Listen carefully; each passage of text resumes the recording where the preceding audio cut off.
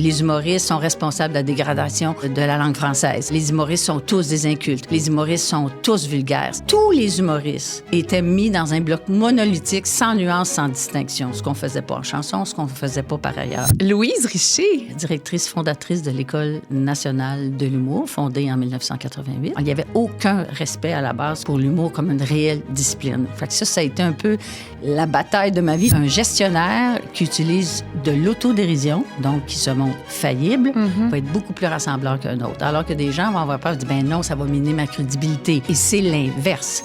Un diplômé de l'école dont la rumeur est persistante sur des comportements inadéquats d'ordre sexuel. Il m'interpelle, dit, ouais, mais c'est quoi cette école-là? Qu'est-ce que vous faites à l'école? Puis papa. Mais si bol, là, un diplômé acteur de telle école de théâtre, ils appelleront pas le directeur de son école pour lui demander, coudonc, quelle sorte de formation vous faites à votre école? L'école peut-elle avoir un mur par feu entre ce que les individus qui l'ont éventuellement fréquenté font, puis la réputation de l'école?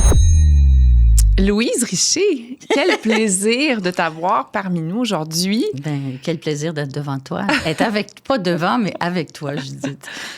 Louise, pour les gens qui ne te connaissent pas, il y en a peut-être au Québec, pour les gens qui ne te connaissent pas, qui es-tu? Je suis la directrice fondatrice de l'École nationale de l'humour, fondée en 1988, et qui a été la première école de formation professionnelle en humour au monde. Donc, on a innové en inventant une école.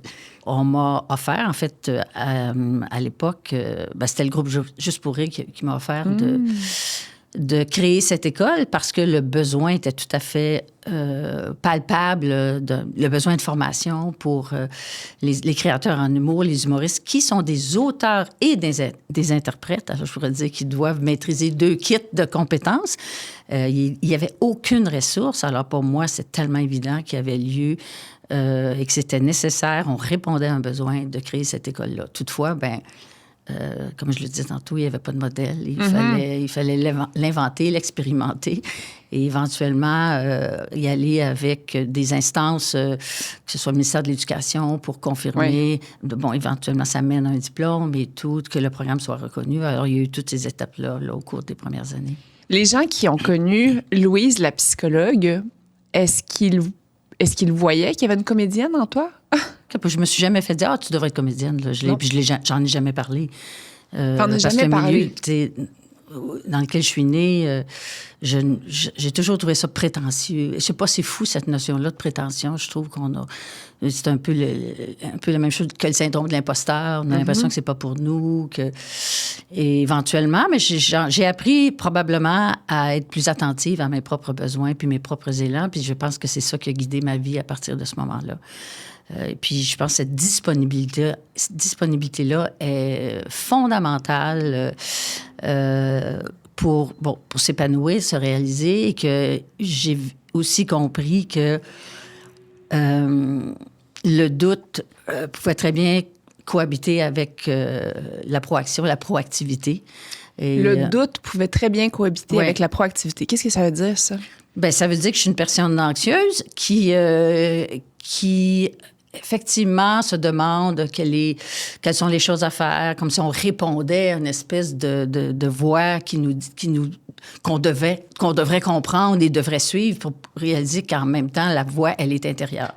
Et éventuellement, de suivre ces élans dans une prise de risque tout à fait importante, de tout lâcher alors que ça va bien dans un domaine et que tu t'en vas ailleurs...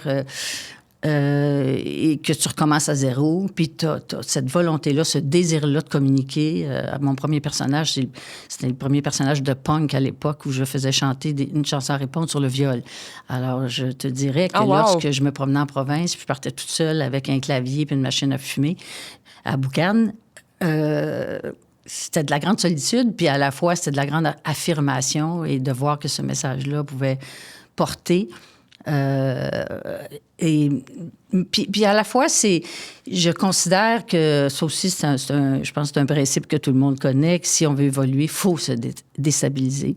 Fait que c'est pas en n'entendant pas l'appel qu'on va s'épanouir ou qu'on va se réaliser, quitte à se tromper. Puis le droit à l'erreur, il est aussi fondamental.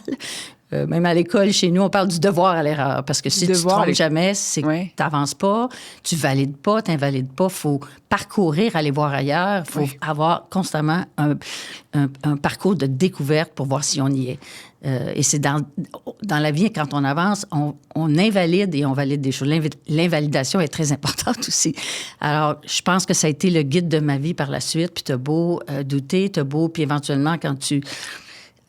c'est pas dompter le doute, mais d'une certaine façon, de le voir comme un moteur et de le voir aussi comme une approche qui fait en sorte que tu dois être... T'es toujours en groupe.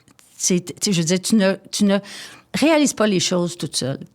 Et pour bien comprendre une situation, soit les tenants et aboutissants, les enjeux d'un projet, c'est dans la communication, le partage et une équipe complémentaire, dans le respect aussi de personnes qui sont dans le même bateau que toi, que tu vas pouvoir évoluer. Alors, dès le départ d'une école qui a été ridiculisée, mais ô combien, pendant je ne sais pas combien d'années, où même on m'a interpellée extrêmement rapidement pour aller défendre la dite école. Et le sous-texte de tous les échanges que j'ai pu avoir, très confrontants, c'était que l'humour, c'était facile, ça s'apprend pas, tout le monde a un sens de l'humour, puis quiconque décide d'en faire une carrière, ben il va être multimillionnaire 4 jours plus tard. Alors, il n'y avait aucun respect à la base que ça exprimait, aucun respect pour l'humour comme une réelle discipline. Fait que ça a été un peu la bataille de ma vie, la démarche que j'ai entreprise, mais je ne pensais pas que j'allais me retrouver sous les feux de la rampe, en tout cas des entrevues, où unanimement, on ridiculisait cette école. Ça, je m'attendais pas à ça. Alors, tu dis, OK, c'est bon, tu entreprends quelque chose, tu y crois. Tu développes ton panier argumentaire, mais éventuellement, tu dois être une bonne communicatrice, tu sais, puis de le vivre avec tout. Tu sais, effectivement, je reviens à l'anxiété. Je me vois stationner ma voiture à Radio-Canada en 88, puis tu sais, c'est comme, tu arrêtes le moteur, puis tu tournes vers l'arrière, et là, tu mets tes gants de boxe, et bon, ça y est, il faut que tu y ailles, tu sais. Alors, mais là encore, on va revenir, puis on va en parler peut-être plus largement, comment on défend quelque chose. Oui. Puis ça peut être, puis c'est encore vrai aujourd'hui, que ce soit notre dernier projet où on a une subvention très significative du ministère de la Culture pour acquérir un immeuble. Je vais tout de suite te donner cette anecdote-là, je pense, qui est très représentative. Le ministère de la Culture, M. Lacombe, lors de la conférence de presse en 2024, il a parlé de moi en disant « Eh, mon Dieu, elle est très insistante, mais toujours sympathique. » Fait que, tu sais, en quelque part, je pense qu'on peut être entêté, puis sur la base qu'on croit tellement profondément à ce qu'on va défendre, ça nous donne des ailes également pour approcher, faire le bon pitch qui va sensibiliser, qui va informer, mais qui va aussi émouvoir nos interlocuteurs. Alors, c'est ça. Fait que je suis une gossante agréable. Alors... Tellement de similitudes. J'ai envie de te proposer un café parce qu'on a un nouveau commanditaire dans le podcast Nouvelle Vague que moi, j'ai envie d'aider à démocratiser leur mission. Leur mission, c'est de démocratiser le café de spécialité parce qu'on connaît très peu ça au Québec. Et là, Dave et Pierre-Antoine pourraient mieux te l'expliquer qu'est-ce que c'est, mais on boit aujourd'hui soit du Escape, le mélange de randonneurs de luxe, qui est décliné en deux façons, en latte et en espresso. Et aussi, on a un café filtre qui s'oriente plus comme un thé, quasiment. OK, d'accord. Qu'est-ce qui t'intéresse, Louise? Moi, je suis une habituée du latte. Du latte, bon, mais parfait. Alors, je vais commencer par quelque chose que je connais et j'irai dans l'exploration par la suite. Ma chère. Oui, merci beaucoup. Et donc... Tu vas voir à quel point c'est doux. Ça se boit totalement différent qu'un café. Très bon. Ça, c'est comme... en fait, quand on m'a expliqué c'était quoi du café de spécialité, on m'a dit « Est-ce que tu aimes le vin dans la vie? » Oui, j'adore le vin. Bon, ben c'est un peu la même chose, le café de spécialité. Dans le sens que tu peux te promener d'un bar puis de l'autre, découvrir de nouvelles saveurs. Oui. L'idée... Des nouveaux cépages. Oui, c'est ça, voilà. L'idée de lancer l'École nationale de l'humour, est-ce que tu te souviens encore la première fois que tu as eu cette petite étincelle-là? Bien, c'est parce que j'ai assumé la direction artistique avec Serge Thériault et Claude Meunier des Lundis dehors très vite après la première soirée. Et j'ai poursuivi avec les lundis juste pour rire. Et là, les observations et j'ai pu capturer à quel point c'était carencé. Les gens passaient une audition, on leur faisait des commentaires 3-4 minutes, puis ils s'en retournaient avec leur petit bonhomme de chemin et essayaient de bien écrire leur texte, de l'améliorer au niveau du texte, de l'améliorer au niveau du jeu. C'était devenu clair. Les gens me disent, c'est incongru cette idée. Elle est tout sauf incongrue, cette idée de créer cette école. Absolument. Et ce qui était merveilleux, c'est qu'au départ, donc je le disais tantôt, sous l'égide de Juste pour rire, Juste pour rire avait été en mesure d'aller chercher un programme de développement d'emploi au fédéral qui faisait en sorte que pendant 4 ans, j'ai pu explorer. Donc, c'est quoi le cursus? Ça mange quoi, un créateur en humour? Et d'interpeller des gens. Encore fallait-il trouver des formateurs, parce que dans mon esprit, dans l'approche pédagogique, ce qui était fondamental, c'est que les formateurs soient des praticiens.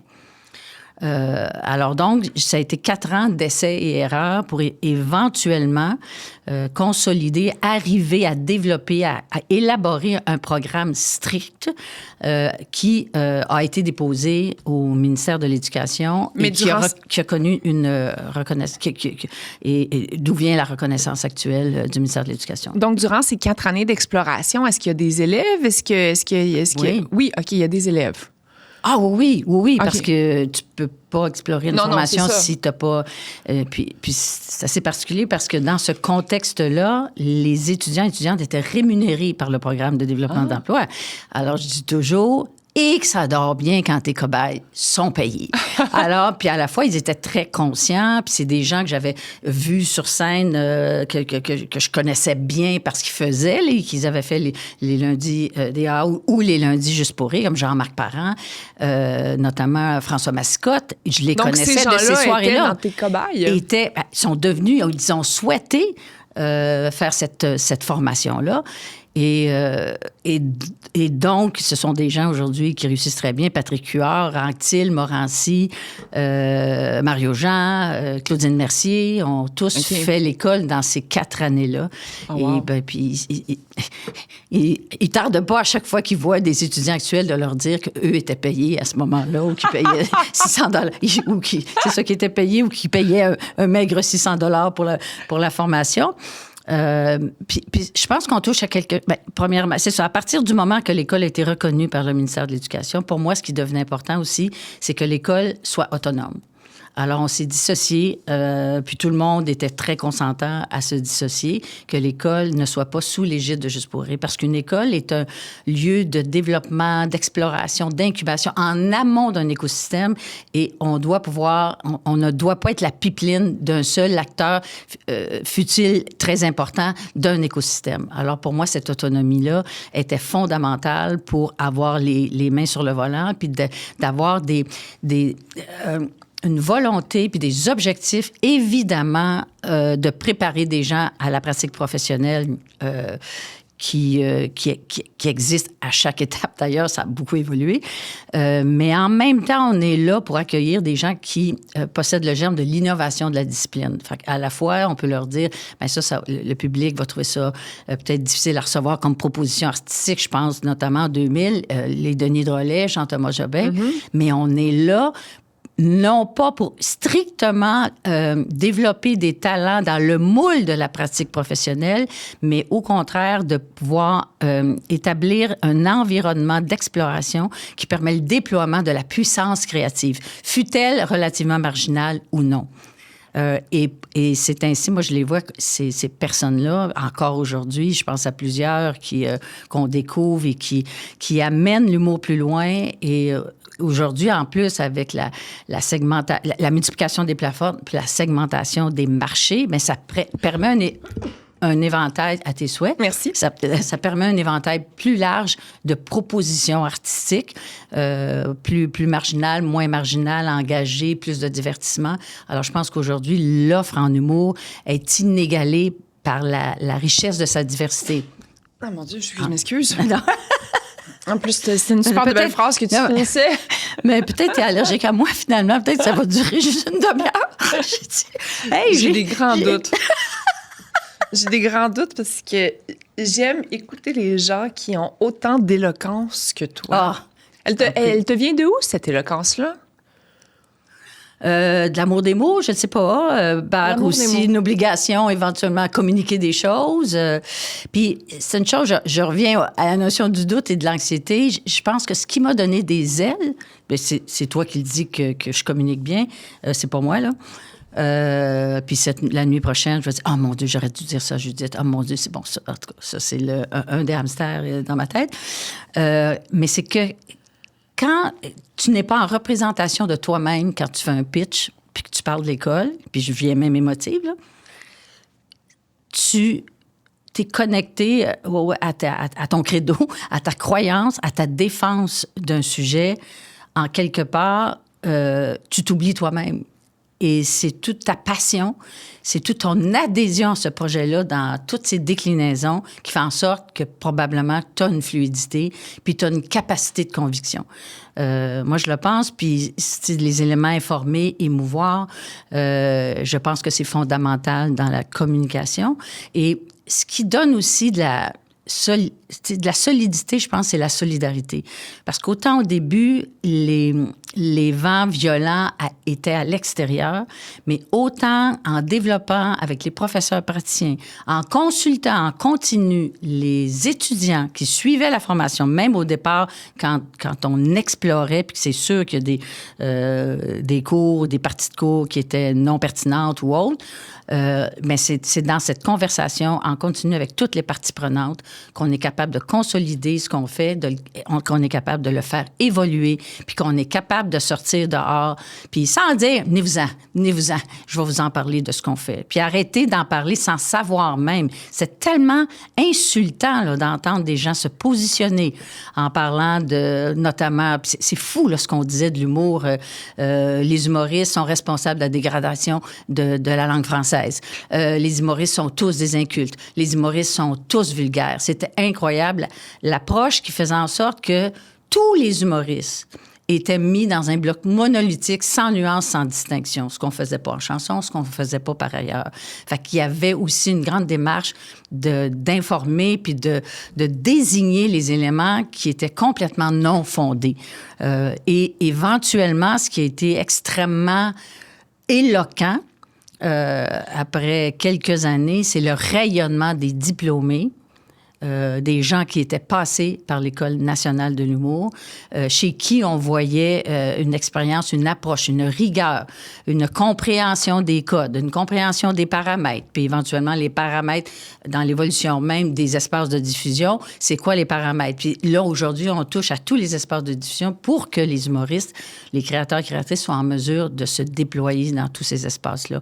Mais pour moi, la solidarité, la cohésion interne, le partage, fait en sorte que quand tu sors dehors, puis que tu incarnes la dite institution, ça donne comme ça, puis ça donne... Ça fait 38 ans que je suis là, fait qu'il y a des gens qui me connaissent parce que je suis là depuis longtemps, mais cette incarnation-là est possible, mais tu représentes les autres. Tu es solidaire, tu es dans la plénitude de l'ensemble d'un milieu, de l'ensemble de créateurs que tu chéris, que tu admires. C'est comme ça, quand j'ai reçu l'Ordre du Canada en 2016, qui était un méchant indicateur que les perceptions avaient évolué. Puis c'est l'Ordre du Canada, ce qui est assez particulier. C'est un immense honneur. J'étais tellement émue parce que j'étais énorme des 400 diplômés ou 500 diplômés à cette époque-là, puis c'était tous ensemble qui recevions cette médaille-là. Et la reconnaissance, mais la reconnaissance principale, les ambassadeurs sont nos créateurs, nos créatrices qui sont passés par l'école. Puis encore aujourd'hui, on les voit partout. Et puis ce sont des entrepreneurs, entre autres. Puis ce sont pour plusieurs des entrepreneurs, on pense notamment à Louis Morissette. Mais c'est tout ça, je pense, que ma consolidation c'est faite grâce à cette cohésion-là interne, l'adhésion au projet et cette conversation en continu pour réfléchir à faire évoluer l'organisme, le cursus et autres. C'est quand même incroyable parce que tu parles d'une époque dont moi, je me souviens pas. Ouais. Parce que l'époque dans laquelle moi, je vis depuis les 15 dernières années, 20 dernières années, j'ai l'impression qu'il y a un peu cette... glorification des humoristes, dans le sens que dans les artistes qu'on consomme au Québec, les humoristes sont très bien placés. Et ça, tu dirais que l'école de l'humour, la professionnalisation de ce métier-là, la découverte, vraiment la professionnalisation de ce métier-là a aidé avec les perceptions de la population? Absolument. Puis je pense que les gens ont fini par comprendre qu'une école, en amont d'un écosystème, il y a un principe très, très simplet qui fonctionne. C'est que une école est un lieu de structuration d'une discipline, d'un écosystème. C'est tout simplement... que serait le cinéma sans école? Que serait la danse contemporaine sans école? Que serait les arts visuels? Puis je pourrais continuer longtemps. Là. Oui. Je dis, c'est combien de temps le podcast? 2 heures. 2 heures. On y va. Mais je sais pas, je vais avoir... Que serait l'ingénierie sans école? Non, mais le restons dans la formation artistique, là, si tu veux bien. Et ça, je suis allée, par exemple, en France en 2019 avec une volonté de faire traverser notre expertise en formation professionnelle en humour. Et ce que des gros producteurs me disaient, ben c'est pas pour rien que le Québec a pris les devants en humour. C'est parce qu'une école va structurer un milieu, va faire en sorte que l'ensemble des métiers qui entourent les créateurs va aussi s'élaborer et cet accompagnement-là, parce que l'offre est tellement abondante, originale et effectivement avec des créateurs qui sont solides, comme je le disais tantôt, rigoureux. Ben effectivement, ça ne fait que nourrir l'évolution même d'une discipline. Et c'est ce qu'on nous dit aujourd'hui. Puis en quelque part, c'est pas l'idée de nous remettre tous les crédits, mais on est partie prenante de l'évolution. Et aujourd'hui, on regarde encore, 38 ans plus tard, à quel point, je sais pas, des exemples, le Gala Les Oliviers, ça fait 26 ans, ben 24 des 26 animateurs ou animatrices sont issus de l'école. Les nominations, puis je suis loin de dire qu'hors de l'école, point de salut. Parce que moi, j'ai longtemps pensé, puis ça peut avoir un écho pour les entrepreneurs, qu'on avait un produit unique. Donc, on n'avait pas de compétition, nous. Il n'y a pas d'autres écoles. Il y a 6-7 écoles de théâtre, mais il y a une école de l'humour. Puis je me suis trouvée tellement ridicule quand je me suis dit, ben non, notre compétition, c'est de ne pas faire l'école. Mais aujourd'hui, c'est plus vrai que jamais, en ce sens que beaucoup de soirées d'humour, les gens peuvent dire, ben mon Dieu, il y a des open mic partout, puis je vais être en mesure d'évoluer sans passer par l'école. Et c'est un chemin tout à fait vénérable. Mais nous, on creuse beaucoup plus loin, comme je le disais tantôt, puis c'est 2 ans de réflexion, d'introspection sur ce que je veux dire, sur alors, en termes de compétition, c'est intéressant de le voir, puis comment, effectivement, on continue à se présenter, c'est quoi la stratégie, même en termes marketing et autres. Puis là, j'ai le goût de me lancer dans un autre exemple, parce que l'école a développé, a un nouvel axe de développement hormis la formation professionnelle, c'est l'utilisation de l'humour dans un axe horizontal, donc utilisation de l'humour notamment dans les entreprises. L'humour comme vecteur d'humanisation des milieux de travail au service de la qualité relationnelle et communicationnelle. Fait que ça, en tout cas, on pourrait aborder comment l'école a évolué, puis sur quelle base, puis quels ont été peut-être les défis aussi du développement, puis dans le dire, bon, j'écarte ça, oui, je vais là, non, je vais pas là. Tout ça, les enjeux de financement, les enjeux, c'est un peu comme n'importe quelle entreprise, le slalom qu'on a dû afficher, parce qu'en même temps, comme tu sers l'ensemble d'un écosystème, tu te dis, ben là, faut pas que je sois trop près de tel acteur important du milieu parce que ça va peut-être nous aliéner un autre acteur important du milieu. Fait que ça, pour moi, ça a été une obsession, une préoccupation de savoir à la fois surfer et slalomer pour que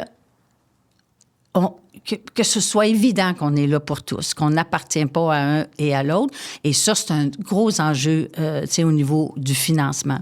Et ça se fait très bien parce que c'est ça notre place en amont. C'est de servir un milieu puis servir l'évolution d'une discipline.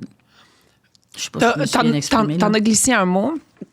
T'as parlé d'un des axes qui est la discipline de l'humour dans le milieu des affaires. J'ai évidemment, la plupart des gens qui m'écoutent ont un job, une entreprise. J'ai beaucoup de gestionnaires aussi. Comment on utilise l'humour dans le monde des affaires? Je me permets de revenir à une étape de ma vie, d'ailleurs, là, qui était importante au tournant de mes 60 ans, là où encore je voulais apprendre, évoluer. Je me disais, j'irais m'asseoir les fesses à un banc d'école. Tu sais, t'as soif, là. Puis pour moi, apprendre, c'est l'œuvre d'une vie, puis ne pas savoir, c'est important aussi. C'est un détail, là, mais d'être capable de dire, quelqu'un te pose une question, je le sais pas. Oui. Vive la transparence. Puis j'adore ça, moi. Ah, mon Dieu. Puis c'est un apprentissage à faire, puis Dieu qu'on a tout à gagner en adoptant cette posture-là qui est de la transparence, et puis de pas se mettre dans de mauvais draps soi-même, tu sais. Fait que c'est libérateur pour la personne à qui tu parles aussi. Puis je pense qu'au niveau de la confiance, c'est fondamental. Oui, parce qu'en plus, il y a une connexion envers l'autre où cette personne-là a l'opportunité de t'apprendre quelque chose. Hey, moi, j'adore ça quand quelqu'un me donne l'opportunité de lui apprendre quelque chose, et j'adore ça quand quelqu'un m'apprend quelque chose. J'ai l'impression que ça a été un échange qui a été fructueux. Donc, de dire « je sais pas », ça ouvre la possibilité à ça. J'adore ça. Ça revient un peu à la posture de disponibilité. Parce que quand tu sais trop, quand tu penses savoir beaucoup et peut-être assez, tu ne te promènes pas dans la vie, dans les rencontres avec de la disponibilité. Puis pour moi, la vie est affaire de rencontres. Puis est affaire d'humain à humain. Puis il n'y a rien de plus désagréable que quelqu'un qui est infaillible. La perfection à fuir. D'abord parce que ça se peut pas et que, en tout cas, là, je reviens à tout ce qui m'importe. La rencontre, pour moi, la vie, c'est l'art de la rencontre. Oui. Puis c'est l'art d'apprendre, puis de connecter avec l'autre, absolument, quel que ce soit en affaires. C'est parce qu'on a souvent, je pense de façon générale... Non, je vais juste finir ce que j'avais entrepris, à savoir... Au tournant de mes 60 ans, donc, j'ai été interpellée, puis ça aussi, c'est assez marquant, par le Journal des Affaires à sa journée annuelle Femme Leader. Ils m'ont interpellée. Bonjour, Louise, l'entrepreneur. J'avais le goût de dire, mauvais numéro. Mais ça, c'est en 2014. Je dis, voyons donc, je m'étais jamais perçue comme une entrepreneur. Puis là, je me faisais crier des noms comme entrepreneur.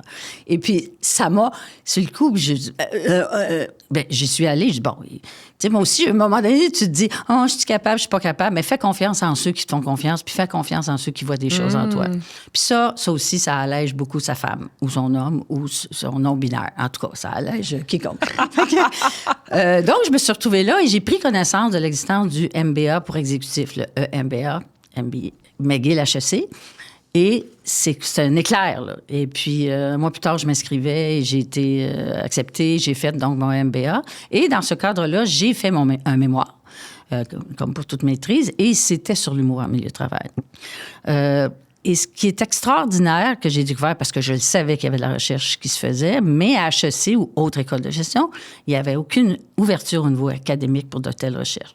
Ça, c'est fou. On dit, le Québec est la Mecque de l'humour, soit pour ses artistes, mais absolument pas pour considérer l'humour comme un sujet sérieux, éventuellement, à explorer, puis sa place dans un cadre professionnel.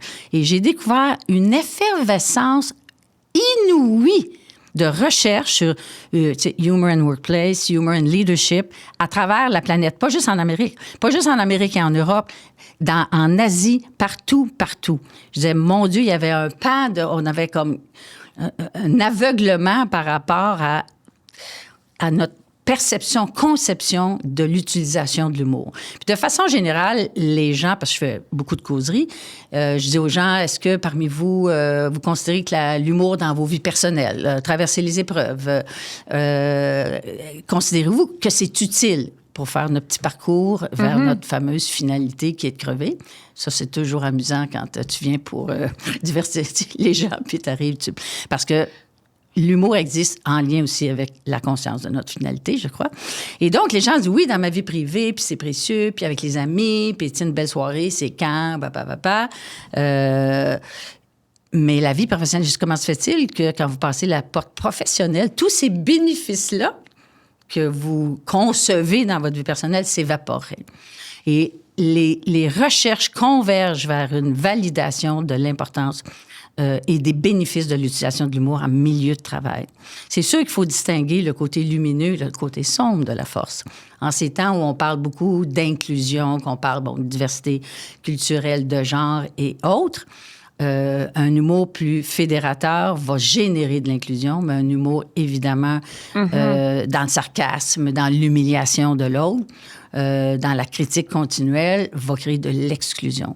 Dans cette compréhension-là, évidemment, puis c'est pas dur à saisir, là, ce que je partage, c'est inouï comment, par exemple, une étude va démontrer que un gestionnaire qui utilise de l'autodérision, donc qui se montre faillible, va être beaucoup plus rassembleur qu'un autre. Alors que des gens vont avoir peur de dire, ben non, ça va miner ma crédibilité. Si je suis capable d'avouer que telle affaire, je suis pas bon là-dedans, ou c'est des faiblesses, mais c'est plus des lieux où on est moins consolidé dans notre compétence, ben non, ça va miner ma crédibilité. Et c'est l'inverse. Puis je veux pas partir sur une panoplie de... Mais il y a une recherche aussi qui est récente, de 2021 de l'Université de Stanford. Ils ont calculé l'occurrence, la fréquence des rires et sourires de 4 ans à 75 ans. À 4 ans, c'est 300-400 fois par jour. Et j'insiste sur sourire, là. Quand on parle d'humour, on parle pas de se taper les cuisses, on parle pas de... C'est quelque chose qui génère un rictus, un sourire, un rire. C'est 300-400 fois par jour. Ça diminue soit jusqu'à 22 ans de façon assez importante, mais ça reste à des niveaux de 200 fois, le rire, sourire. De 22 ans à 65 ans, ça plonge drastiquement. Et ça commence à remonter à 65 ans. Et ça remonte à 65 ans? Je ne sais pas qu'est-ce qu'on fait entre 22 et 65. Les gens qui nous écoutent pourront conclure. J'ajoute juste une autre, juste de voir, te démontrer à tous, puis une recherche encore plus récente, où on peut saisir les bénéfices, l'impact de l'utilisation d'un humour fédérateur, c'est qu'ils ont fait une corrélation très élevée entre l'utilisation d'une équipe d'un rire fédérateur, un humour fédérateur, très haute corrélation avec l'intelligence émotionnelle collective du groupe. Puis, tu sais, d'autres approches aussi, que ce soit des chercheurs... Mais qu'est-ce que tu veux dire entre... Donc, plus on est drôle en groupe, plus ça veut dire qu'on est capable de naviguer, il y a une compréhension, une lecture humaine qui se passe. Donc... plus on est drôle. En fait, c'est pas un plaidoyer pour rier tout le temps, toujours. C'est que la nature, le style d'humour, l'humour qui circule dans l'équipe, s'il est beaucoup plus fédérateur qu'humiliant ou négatif, il va faire en sorte... C'est un miroir de la dynamique saine d'une équipe. C'est ça aussi l'approche de chercheurs et éventuellement de consultants. Un consultant dont le mandat était de qualifier, de caractériser la dynamique d'une équipe, de saine à malsaine ou l'inverse. Bien, leur corpus d'analyse, c'était l'humour qui circulait dans le groupe.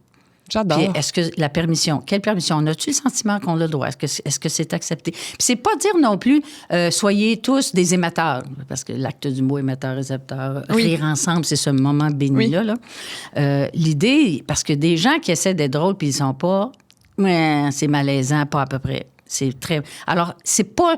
On prêche pas de rier partout, tout le temps, mais c'est de comprendre que l'humour, c'est un ingrédient dans la communication de proximité. C'est un ingrédient d'authenticité et de... Moi, je parle beaucoup d'expression de la vulnérabilité.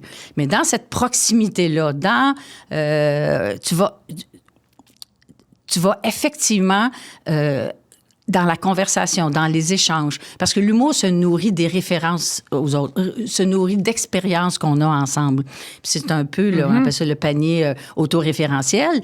Puis quand tu l'actives, tu l'animes, des insides, que ce soit des expressions, que ce soit, puis ça devient des running gags, ça fait en sorte que ces moments-là, ça montre qu'on est ensemble. Ça crée la cohésion dans la confiance et qu'on a une appartenance parce qu'on a des affaires qu'on a vécues ensemble. Puis ce qui est merveilleux, même les échecs, après une certaine distance temporelle, si bol, c'est-tu le fun de se les remémorer. Ah oui. Puis effectivement, de dire, hey, on est together, ça nous appartient à nous. Puis ça fait en sorte que le plaisir au travail, on a parlé à un moment donné du fun factor. Puis la notion parapluie, c'est le bien-être, puis c'est émotion positive.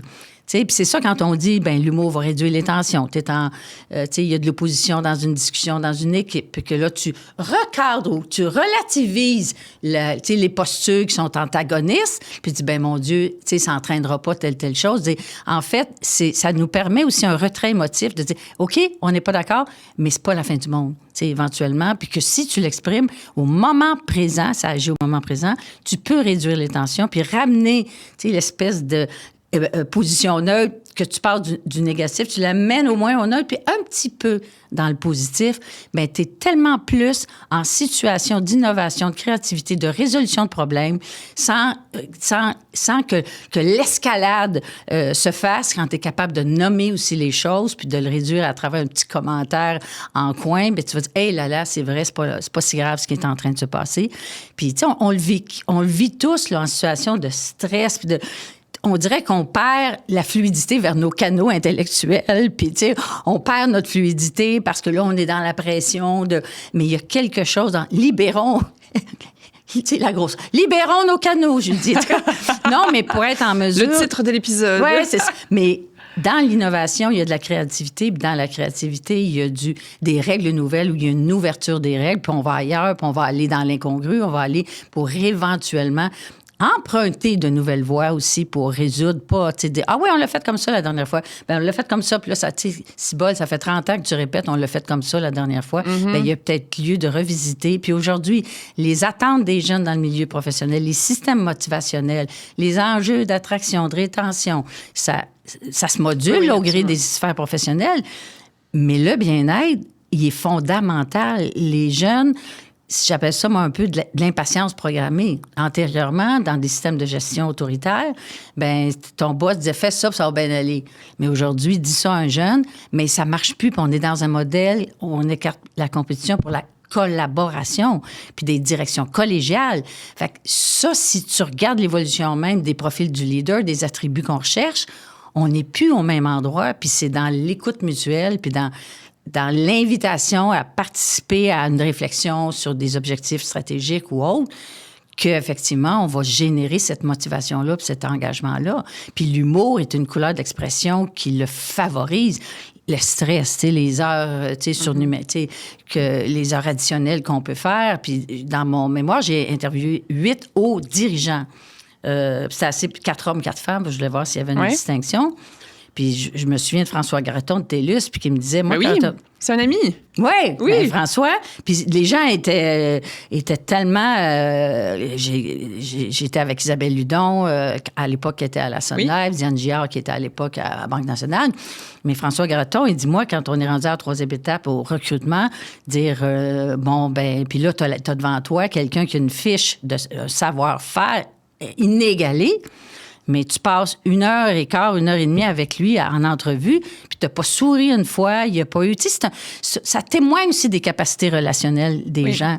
Puis il dit, moi, je la veux pas, cette personne-là. Je me vois pas, là, à 9h30 le soir, puis être en train de travailler sur quelque chose, puis qu'on a une pression inouïe, puis qu'on se met pas à rire à un moment donné, ou on se met pas pour évacuer, pour, tu sais, l'ensemble des fonctions de l'humour, ça va. C'est dans le car wash, c'est se nettoyer versus se sentir avec l'autre, le rire ensemble, et ne serait-ce que les bénéfices physiologiques. Des émissions d'endorphines, circulation sanguine, c'est incroyable, ne serait-ce que ça démontre à quel point c'est salvateur pour notre corps, c'est salvateur, c'est comme des bornes de recherche, même si ça dure quelques secondes. Tu sais, il y a eu plein... Puis même aujourd'hui, on pense... Je parle-tu assez à ton goût? J'adore ça. Mais en recrutement, d'être sensible au sens de l'humour des personnes. Puis sens de l'humour, ça peut être très petit, là. Mais la question que je me posais, c'est est-ce que tu as les données sur combien de pourcentage de la population pense qu'il est drôle? Ça, on le fait. On a élaboré une formation. Je vais vous partager que le CHUM a mis dans son répertoire de compétences le sens de l'humour. Et il y a des tests aujourd'hui pour que les gens se positionnent. Par rapport à leur sens de l'humour, à quel point l'humour est important dans leurs échanges, dans leurs relations, à quel point c'est précieux dans différents contextes. Mais en général, les gens ne s'attribuent pas nécessairement... et l'idée, ce n'est pas tant de dire hey, « moi, je suis drôle ». Puis moi, je crois que la grande majorité des gens ont un sens de l'humour. Ça ne veut pas dire que c'est quelqu'un qui va prendre le plancher puis qui va toujours être celui. C'est pas ce dont on parle. Non. Du tout, parce qu'à un moment donné, c'est lassant, parce que c'est juste de l'attention que tu veux. Bien là, nous autres, on est là, c'est des spectateurs que tu veux. C'est-tu des gens avec qui échanger ou tu veux des spectateurs? Puis ça, il y a à distinguer, mais tu as des fois des gens qui ne parlent pas, puis ils vont te sortir quelque chose, puis c'est plutôt incongru. ça va t'amuser. Puis tu sais, c'est le genre de réflexion. Où est-ce que tu as pris ça? T'sais? Puis ce moment-là, où est-ce que tu as pris ça? Puis je me suis vue intervenir dans une boîte de communication, puis quelqu'un avouait, dit, je pense que je suis pas drôle, mais souvent je m'exprime, puis il me semble que... puis les gens disaient, on adore ça. C'est vrai que des fois, t'es pas dans le sujet, mais d'être capable de valider que mon humour, il est recevable, puis il nous fait du bien. C'est d'où l'idée que de parler dans une équipe, quel humour on utilise? Est-ce qu'on a l'impression qu'il qui crée une cohésion ou qu'au contraire, il fait des distinctions, des sous-groupes entre nous? Tu sais, on revient à la notion de la collaboration. Puis c'est un vrai sujet parce que c'est un miroir de notre dynamique relationnelle. Et c'est fou comment ça peut alimenter là, la qualité relationnelle. Puis en prendre conscience, d'abord le valoriser, parce que beaucoup de gens me disent « Mon Dieu, je le savais, puis j'étais pas sûre est-ce que c'est la bonne chose à faire? » Ou, tu sais, ne serait-ce que d'être validé. « Ah, mon Dieu, oui, puis vous mettez des concepts là-dessus, puis je comprends que, oui, c'est vrai, la permission, je peux me la donner. » Parce que c'est premièrement une permission qu'on se donne d'être drôle, à soi-même. Ben, de laisser aller des traits d'humour, parce que des fois, elle dit non, il faut que je reste sérieux ou sérieuse. Puis beaucoup de femmes disaient, ben moi, j'ai l'impression que les femmes, on a peur d'être jugées, puis que si on affiche une certaine légèreté, ils vont penser qu'on n'est pas rigoureuse. Puis ça, et tu penses que c'est encore quelque chose qui est d'actualité alors? Beaucoup moins. Mais moi, je pense que c'est intéressant de distinguer ces deux notions-là. La rigueur admet très bien l'humour, mais pas la rigidité. Puis je pense qu'il faut penser, suis-je dans la zone de la rigueur ou suis-je dans la zone d'une rigidité que je me suis imposée, que j'ai internalisée? Tu sais, puis ça vient aussi avec... j'ai rencontré des ingénieurs, des actuaires. Écoute, c'est fou les gens qui peuvent nous interpeller à l'école. Et tu as un jeune ingénieur d'une 40aine d'années, parce que moi, plus ça va, plus t'es jeune longtemps, là, plus je vieillis, plus les gens sont jeunes longtemps. Mais il me dit, moi, Louis, j'ai un bon sens de l'humour, là, sans prétention, ma famille, mes amis, tout ça. Mais il dit, quand je vais voir un client sur un chantier, je le sais que lui, ce qu'il veut, c'est que je sois drabe puis plate, parce que sinon, il va penser que je suis incompétent. J'en revenais pas. Il me mettait ça sur un plateau d'argent. Je dis, toi, tu penses qu'il y a du monde dans la vie qui veulent rencontrer du monde plate, drabe et du monde drabe et plate. Moi, je me lève ce matin et j'espère que toutes mes rencontres vont être drables et plates. Oui, parce que là, ça me dit qu'ils sont compétents. Mais je dis, c'est fou que tu aies internalisé ça. Puis là, à cause de ce sujet-là, ça permet de faire remonter cette perception-là que tu as. Puis je pense jamais à ça. Mais ça me permet... Ben on peut-tu détricoter ça? On peut-tu remettre ça en question? Mais c'est fascinant de voir comment les gens ont intégré des choses puis quelle adéquation ils vont faire entre le plaisir et, effectivement, ultimement, la productivité. Mais c'est dans le plaisir qu'on a à être là. Ben, quand les gens sont engagés... j'allais sacrer. Et que... on produit plus, tu sais. Absolument, absolument. Puis moi, je serais curieuse de savoir, au niveau des auditeurs, est-ce qu'il y a des gens qui s'identifient encore à ça, si je suis drabe et plate, ou si je prends une posture de rigueur et de sérieux. Oui. Ça va être plus bénéfique pour moi dans mon milieu. Je serais curieuse de voir. Donc, les gens aiment ça me faire des longs témoignages. Moi, j'aime ça les recevoir, fait que... Puis c'est d'y aller aussi, de dire si j'ose pas, puis je ne sais pas si c'est tant permis dans mon organisation, mais ça se demande. Et puis il y a beaucoup de ça se demande comment? Est-ce que je pourrais réunion d'équipe? Non, parler, tu sais, même pour une équipe, le proposer, j'aimerais, tu sais, ça... puis il y a beaucoup de livres puis d'articles qui parlent de ce sujet-là. Alors, on peut s'y abreuver, puis éventuellement... Est-ce que tu as une suggestion, justement, que oui, ça, je pourrais te les envoyer. Parfait. Excellent. Mais tu me fais beaucoup de... En fait, tu me fais réaliser à quel point l'humour a toujours été très... partie prenante dans ma vie à moi, dans ma vie d'entrepreneur, parce que je me disais que une des choses, c'est que j'ai tout le temps eu beaucoup de fun dans ce que je faisais. Puis je me suis tout le temps entourée de monde qui était très drôle. Parce que justement, tu veux être là à 9h30 le soir puis travailler sur un dossier, mais on peut-tu avoir du fun à travers ça? Puis oui, ça serait peut-être plus efficace si on skippait le 15% de fun. Mais ça serait vraiment moins fun. Je m'inscris en faux, madame. Monsieur le juge, madame la juge, je m'inscris en faux. C'est comme moi, je suis comme l'avocat de la défense. Non, vous ne serez pas plus productif. Non, je sais. Peut-être qu'il y a certains meetings, des fois. Oui, mais faut le baliser. Puis encore là, je reviens à la notion si on en parle, puis si on en parle dans une équipe, est-ce qu'il y a de l'humour qui est vexatoire pour certaines personnes? Tu sais, les gens vont fouler, vont avaler, puis vont... Mais éventuellement, moi, tu sais, si on pense à des jokes de mon oncle plutôt sexistes, c'est une occasion de... Hey, ça, je trouve ça moche, là. Tu sais, c'est comme on peut-tu... Puis de l'exprimer, pas dans une situation où t'es en tabarnouche parce que quelqu'un vient dire quelque chose que tu trouves qui fonctionne pas. Je suis allée chez pas Sima, mais chez The Mix, puis que ils sont dans le béton. Puis c'est minoritaire, les femmes qui travaillent là. Puis j'étais allée lors de leur off-site au Mont-Tremblant. Puis c'était fou, là. Moi, j'y allais la deuxième journée, puis ils avaient eu leur party la veille, puis les gens prennent un verre, puis les filles disaient, c'est incroyable comment on a réussi à, d'une certaine façon, une certaine autorégulation du style d'humour qui circule dans l'équipe. Puis t'as pas besoin de crier après, tu sais, éventuellement, de se manifester, puis de se dire, là, on pourrait-tu parler, là, des jokes ou pour... Tu sais, d'être capable, c'est un réel sujet de discussion pour le bien-être, puis d'identifier ces endroits-là d'inconfort. J'étais allée chez G-Soft aujourd'hui, qui s'appelle Workleap, où c'est fascinant. Ils avaient fait, à partir du MeToo, donc en 2018, parce que là, c'est des jeunes qui sont là, puis l'humour, il circule. Ils avaient fait un sondage auprès des femmes pour dire dans quel contexte vous étiez inconfortable, vous receviez quelque chose qui, pour vous, était un tantinet ou encore plus sexiste.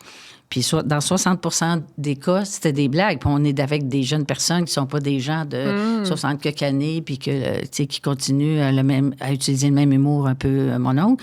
Mais c'était tellement fascinant à en parler, puis qu'il y a une prise de conscience, parce que l'émetteur, il doit se responsabiliser aussi, puis respirer l'air ambiant, puis les enjeux actuels de société. Mais c'était extraordinaire, ce partage-là, puis c'était tout sauf dans l'opposition.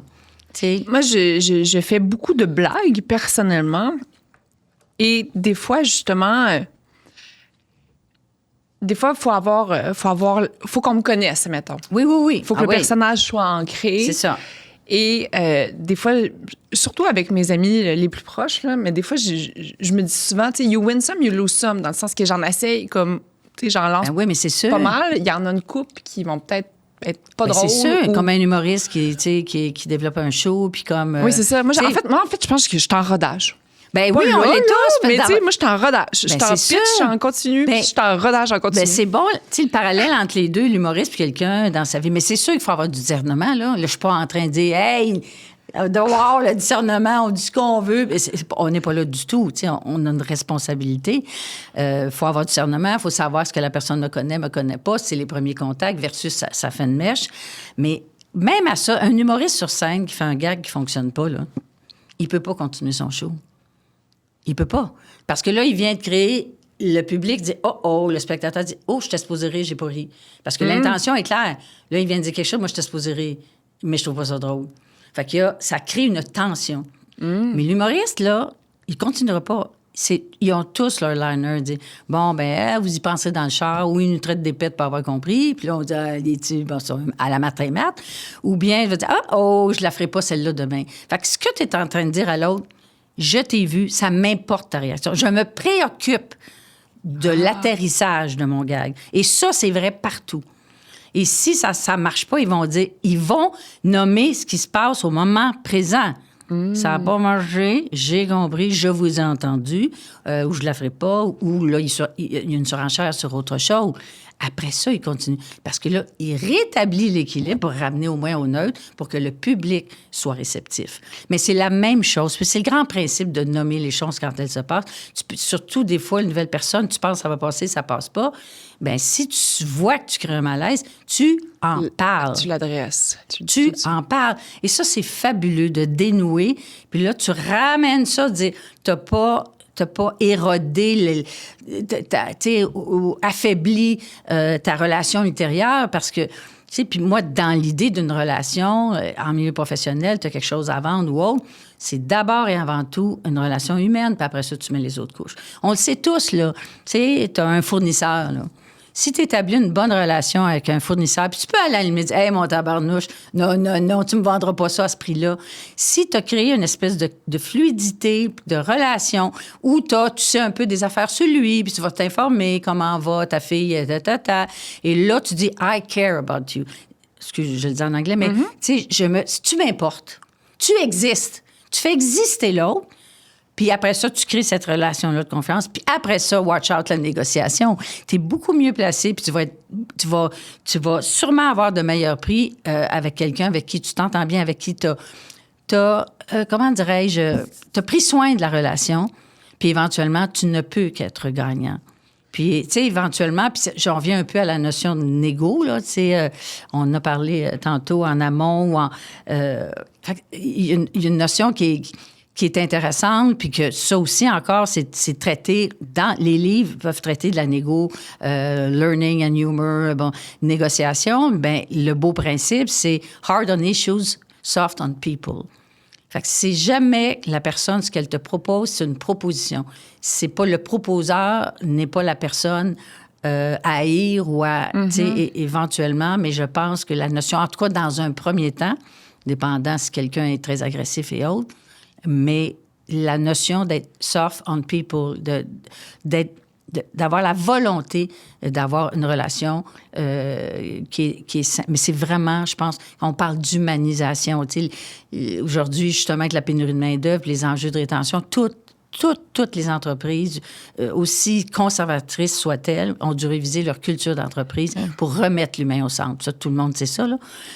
Mais je pense que l'humour est un élément qui peut contribuer à ce bien-être-là, à cette ouverture-là et tu sais, à ces échanges-là. Puis l'autre chose aussi dans la notion d'autorégulation, c'est que ne ris pas de blagues que tu trouves pas drôle. dépassé, pas drôle.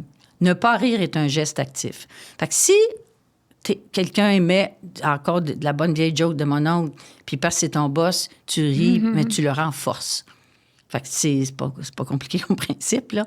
Alors, il faut assumer à tout le moins, sans nécessairement faire un commentaire, mais si tu ris pas, à un moment donné, c'est clair que ça va avoir un impact. Mais j'adore. C'est comme un peu Pavlov, dans le sens que... c'est exactement ça. Pavlov, c'est le concept de à toutes les fois que tu sonnes la cloche, le chien ou le chat, je me souviens plus, d'être conscient de ce qu'on renforce. Tu as parlé de...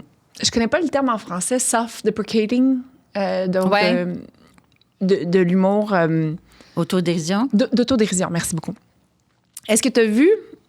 Et à chaque personne à qui j'en ai parlé, il y a 100% des gens qui m'ont tout le temps dit qu'ils l'ont pas vu. Le spectacle de Anna Gadsby qu'elle a fait. Non, Colin, je l'ai pas vu. C'est effrayant. Louise, ça, il faut que je t'envoie ça. J'ai honte. Parce que c'est un des meilleurs spectacles d'humour que j'ai vu de toute ma vie où elle explique, elle amène ça d'une... mais elle parle de self-deprecating, puis en fait que toute sa carrière, elle est bâtie sur le fait qu'elle se déprécie elle-même. Donc, en fait, c'est de commercialiser comme ses insécurités, ses plus grandes vulnérabilités. C'est un chemin facile, j'ai l'impression, en humour... pas nécessairement dans le monde des humoristes. Non, je parle dans l'humour de tous les jours, de comme se traiter un peu de tweet ou de highlighter. C'est. Il y a différentes façons. Non, c'est parce que ça a un aspect identitaire. Parce qu'à la fois, je pense que même les humoristes, moi j'ai observé, en tout cas depuis un certain temps, puis heureusement, comme les gars humoristes vont être plus capables de parler de leur vulnérabilité, vont être plus capables. Puis il y a un élément dans l'exposition de ta vulnérabilité, tu comme public, spectateur, spectatrice, tu peux te reconnaître là-dedans. Et ça fait énormément de bien. Tu sais, on parle beaucoup, peut-être rendu, c'est trop un sujet, là. Tu sais, moi, je fais des changes anxieux, je fais des crises d'anxiété moi-même, j'ai du anxiété. Mais je pense que toute cette notion-là, en quelque part, on a tous des souffrances, on n'est pas tout seul au monde. Fait qu'un spectateur, lui aussi, elle aussi. Tu sais, je pense que ça a un rôle extrêmement important, libérateur, l'autodérision. Puis il y a deux choses. Là, je pense à Pierre Marcouillet, que j'avais interviewé, qui était de Camso, qui a vendu Camso à Michelin. Là. Lui, il dit, moi, je ne veux pas que mes collègues me déifient. J'ai des immenses succès, mais je parle beaucoup plus de mes échecs. Parce que je ne veux pas... Puis, je veux me montrer comme... Accessible. Pas humain. Je suis pas hiérarchisant. Je suis pas... Puis la contribution de tout le monde est tellement... Puis dans ce type d'entreprise-là, la prise de risque était valorisée. Fait que le droit à l'erreur venait avec ça. Puis le devoir... Même des gens qui manquent d'initiative, puis qui se trompent pas assez et que ça correspond pas au profil. Mais anyway, tout ce qu'il disait... Puis à la mesure que moi, je me montre humain, mais dans des périodes de tension où je vais être plus rough, ils savent qui je suis. Puis, en tout cas, il y a différentes façons de le voir. Si ça devient ta marque de commerce, c'est une autre chose. Puis, de toute façon, tu peux très bien mal utiliser l'autodérision pour effectivement... Tu perds en crédibilité. Si tu te mets à terre puis tu te dis, bon, ben essuyez-vous, je suis une carpette, puis essuyez-vous les pieds sur moi, puis tu dis, je sais, je suis pourrie, c'est pas ça, l'autodérision. Tu sais, bon, on se comprend. Ça m'a bien fait rire, par exemple. Hein? Pardon? Ça m'a bien fait rire, par exemple. Mais c'était toute une réflexion. Je vais l'essayer dans un party la prochaine fois. Louise, elle m'a dit que ça, c'était une bonne blague. Mais, tu sais, c'est tout ça dans le discernement, puis c'est tout ça dans la confiance en soi. Si tu le fais pour, tu sais, si tu te présentes en victime, non, on n'est pas là. Si tu es gestionnaire ou, tu sais, tu as une force, une capacité, tu as une compétence, si tu te reconnais rien, ça va mal à la shop, là. Tu sais, on ne suivra pas certains.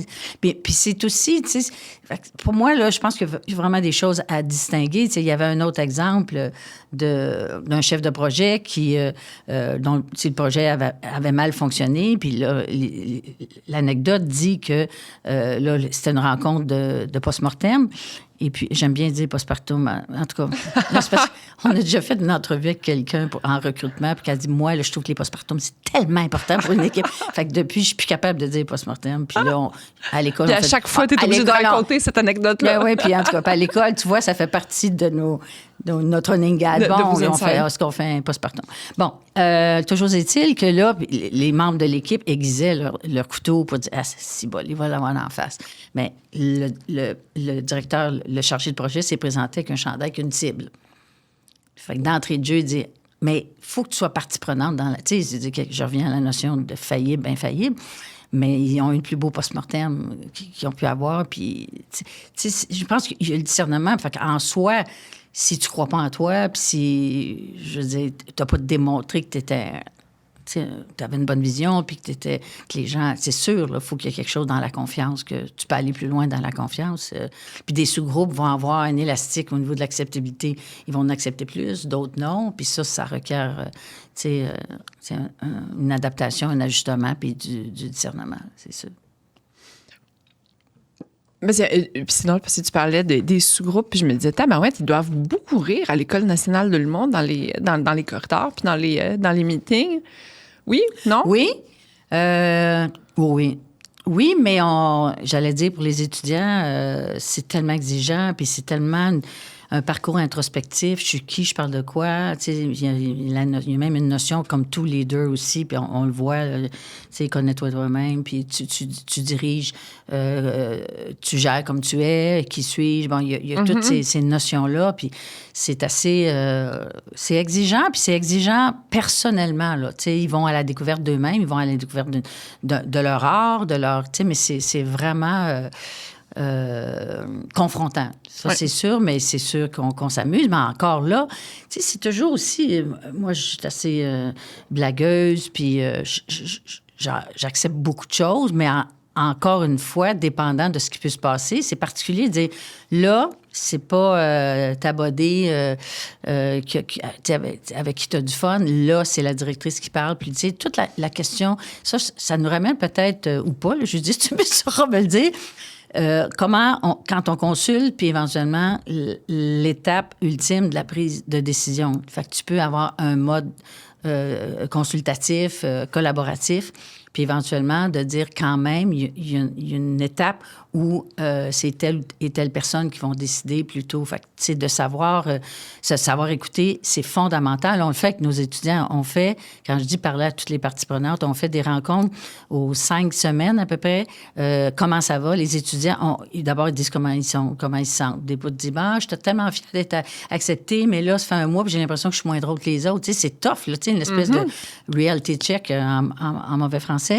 Mais après ça, on cours par cours, prof par prof, puis ils peuvent dire tout ce qu'ils veulent, dans le respect. Puis ça, c'est une occasion en or pour expliquer pourquoi on fait ça comme ça. Informer, là, c'est tellement important que les gens comprennent pourquoi le bateau s'en va par là.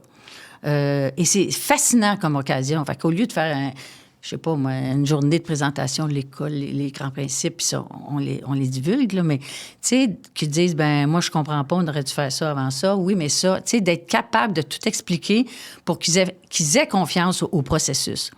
Puis éventuellement, nous, ça nous permet de faire des ajustements en temps réel. L'agilité, pour nous, c'est une petite école. On n'a jamais grossi le nombre de cohortes. Tout ça, ça fait partie des choix de développement éventuellement, mais on n'est pas là-dedans. Puis il faut être conscient aussi que quand tu donnes la parole, tu crées des attentes. Parce que les gens disent, je me suis exprimée, donc j'espère qu'ils vont faire ce que j'ai dit. Fait que c'est important de distinguer, il faut gérer les attentes, puis de distinguer les étapes qui sont plus consultatives versus, ça, la décision, on va la prendre ensemble. Et ça, d'apprendre à discerner ça soi-même, de l'assumer, c'est extrêmement important parce que ça peut nous mettre en... Tu sais, au contraire, on va créer des frustrations. Je sais pas pourquoi elle nous consulte. C'est pas ça qu'elle fait pas ce que... Fait que c'est tout ça, je pense que c'est précieux de... Puis de pas penser que parce qu'on est proche puis qu'on s'amuse ensemble, que là, il y a pas d'instance décisionnelle. Tu sais, ça, c'est un bel équilibre, tu sais, en tout cas, je me parle, là, en même temps, là. Puis pas dans l'optique, je créerai pas trop de proximité parce qu'après ça, je vais être piégée, là, tu sais, dans l'exercice des fonctions ou dans le travail ou dans... Moi, au moment où on s'est rencontrés, c'est au spectacle de Finissant. Oui. J'ai eu la chance d'être invitée par un des membres, Philippe, qui est sur votre conseil, qui est sur votre conseil d'administration, le comité de financement de la grande campagne. Parce que vous êtes dans une grande campagne présentement qui se termine en 2028. Et j'aurais envie que tu me parles un petit 2 minutes sur cette campagne-là, l'importance, qu'est-ce que vous allez faire avec ça. Puis après ça, j'aimerais ça qu'on aille dans l'environnement philanthropique et tes constats de... OK, ça va se croiser. Parfait. Donc, c'est ça, un gros projet. Nous, présentement, depuis 21 ans, on loge au 7e étage d'un immeuble un peu excentré, là. Et puis, je me suis réveillée il y a 4 ans, 5 ans. Je me disais, là, ça n'a pas d'allure, 30 quelques années plus tard, comme les autres écoles de formation artistique, parce qu'on fait partie de l'Association des écoles supérieures d'art. Pourquoi on n'aurait pas pignon sur rue? Pourquoi on ne serait pas plus accessible? Pourquoi? Tu sais, ça n'a pas de bon sens. Là. La crédibilité est acquise. C'est extraordinaire de pouvoir... Et même, tu sais, je me permets de te partager un autre prix que j'ai reçu en 2022, membre distingué de l'Ordre de l'excellence en éducation du Québec. Fait que, là, les détracteurs, là, de dire que c'est pas rigoureux, excusez, là, tu sais, ça sert à ça, des médailles, là. Et donc, l'idée de dire, ça y est, on a le droit de prétendre à ça. Tu sais, on est rendu là, puis on a un impact significatif et tout. Et c'était l'occasion, à travers toutes les démarches pour éventuellement avoir les subventions publiques, de percevoir l'adhésion à notre projet, puis que la non-opposition, puis l'espèce d'être un organisme méritoire, là, tu sais, méritant plutôt. Je ne suis pas sûre entre les deux. Méritant. Et... là, on a eu une subvention donc de 13,5 millions du ministère de la Culture. Et à l'annonce, il n'y a pas eu aucune réaction négative. Alors qu'il y a 20 ans, on avait eu 600 000 et ça avait fait scandale. Fait que encore là, j'ai un documentaire qui a été fait sur ma petite personne qui s'appelle Louise Richer, fidèle en humour. Je fais état de batailles épiques. Ne serait-ce qu'aussi la reconnaissance de l'humour, par exemple, au Conseil des arts et des lettres du Québec, qui est arrivé en 2022. Alors, c'est très récent. Tu sais, on n'a pas fini de... Alors, donc, puis pour compléter le montage financier, on a une campagne de 4 millions. Alors, c'est un projet de 19 millions. C'est extraordinaire, en plein cœur du quartier latin, c'est à rue Saint-Denis. De billets au Théâtre Saint-Denis, de la future maison de la chanson, de la grande bibliothèque et l'UQAM. C'est un quartier qui est une plus-value d'ailleurs qu'on souhaite se reloger là parce qu'il y a une volonté très explicite à tous les niveaux de relance du quartier latin. Et donc, fort aussi de l'adhésion au projet lui-même et tout, ben là, on se retrouve dans un environnement philanthropique qui est amoché depuis l'arrivée de Trump. Puis quand on a commencé, c'était en septembre 2024, là, c'était avant les élections américaines. Et le constat qu'on fait, c'est que dans des sources de financement, notre propre milieu est en crise. La télévision, alors là, entre autres, le milieu de la production est en crise. Donc, de compter sur des montants significatifs de ce milieu-là, c'est de moins en moins sûr. Par ailleurs, du côté du milieu des affaires, où on a développé, il y a un réseautage qui est fait depuis maintes années. Bien, à la fois, ce qui est merveilleux, on contacte, on sollicite, les gens nous répondent, nous écoutent. Puis ça, on n'a pas beaucoup parlé, mais de l'impact social des initiatives de l'école, je vais en glisser un mot dans quelques secondes. Ben oui, mais ils nous disent, on est déjà engagé dans telle campagne. Et puis, les enjeux en santé sont tellement criants, puis avec ce qui se passe présentement, en tout cas, ça en témoigne. Que ce soit les grandes campagnes de 3 grands hôpitaux montréalais, l'Université de Montréal, les grandes institutions. Puis je parlais récemment à quelqu'un qui était président du conseil d'administration du Musée des Beaux-Arts, puis il me disait, même le Musée des Beaux-Arts, une institution, s'il en est une, ils ont plus de difficultés et que la grande majorité de l'argent s'en va en santé, ce qu'on peut comprendre. Puis en quelque part, tu sais, on dit, oui, ça peut avoir l'air tellement superficiel, tu sais, l'humour, alors que on a le sentiment, tu sais, en réfléchissant sur l'adhésion qu'on pourrait avoir à ce que l'école fait et beaucoup dans son axe aussi transversal auprès des communautés vulnérables, c'est peut-être plus que jamais on en a besoin de l'humour. Puis c'est pas... je sais pas comment dire, c'est pas une façon de m'en sortir, c'est une pirouette, là. Tu sais, l'environnement est tellement anxiogène, tu sais, on est plombé, tu sais, il y a des moments où... Puis c'est pas de l'idée, rions pour oublier ce qui se passe, c'est pas... Mais c'est se protéger, puis de valoriser cette connexion à l'autre. Tu sais, ce rire ensemble-là qui, pour moi, d'une certaine façon, nous dégage de... Tu sais, quand on parle l'attraction, tu sais, la gravité, qui est une force d'attraction, l'attraction gravitationnelle, bien, tout ce qui se passe autour de nous, ici et ailleurs, nous entraîne dans un état anxiogène. Puis ce moment-là d'échange avec l'autre et de rire nous donne un allègement, n'est-il que temporaire, puis qu'en fait, il existe ces relations-là, il existe notre environnement, il existe, et d'être capable de se dégager un tant soit peu et de créer ce moment-là du rire ensemble. Moi, je trouve que c'est un moment d'éternité où on est dans cette connexion-là. Puis moi, je vais loin, je dis même, c'est un moment où la mort n'existe plus.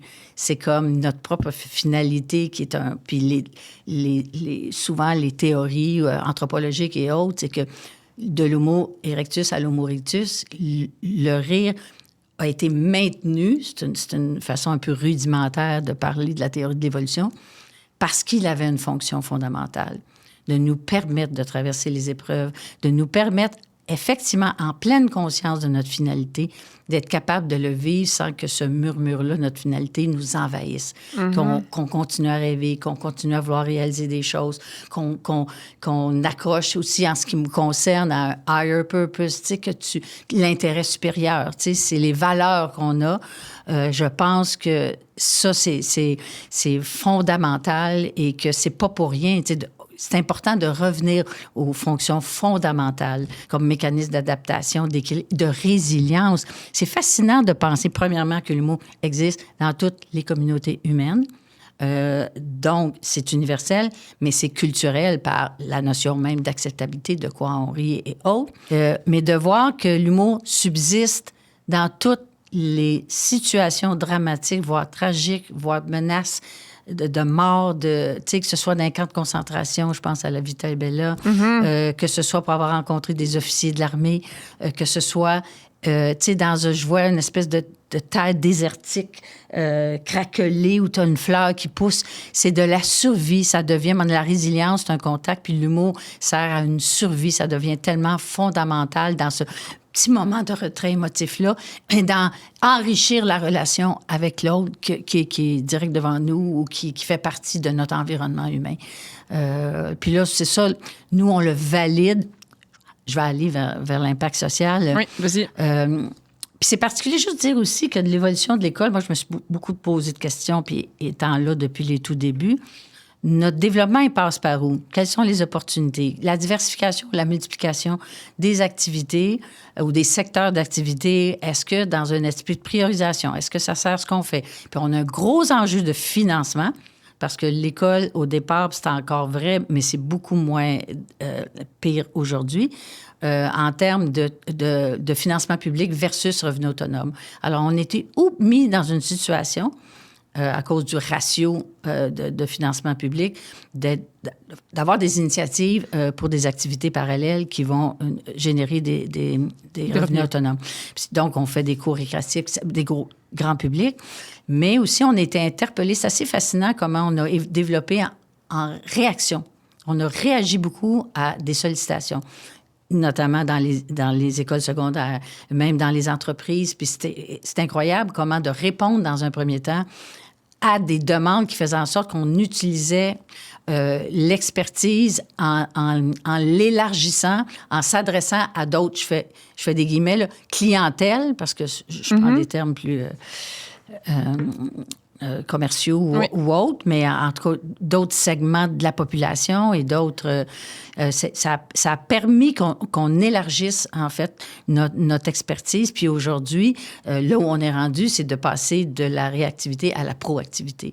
Fait que ça, c'est intéressant pour moi comme modèle de développement, puis d'y aller avec moi, ce que j'appelle la sainte trinité des critères, la pertinence, la faisabilité, puis l'acceptabilité. T'sais. Puis on serait porté, on est en humour. Est-ce que d'abord, on est sur TikTok, où on fait tel... Tu sais, aussi de distinguer l'école et sa rigueur, d'une certaine façon, puis à la fois...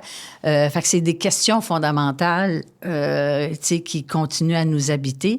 Puis là, ce qui est arrivé, c'est qu'on a ensemencé longuement et d'avoir le sentiment, pas plus que le sentiment, de ne pas avoir l'environnement physique, puis de ne pas avoir le potentiel, puis d'assurer notre pérennité, que le terrain, l'ensemencement, bien, ça fait, on a un beau jardin, mais on n'est pas foutu de cueillir ces opportunités-là. Puis là, on est en situation maintenant, avec des actifs nouveaux, d'avoir un immeuble et tout, d'être capable d'embrasser pleinement l'ensemble de nos axes de développement, dont les initiatives en santé mentale.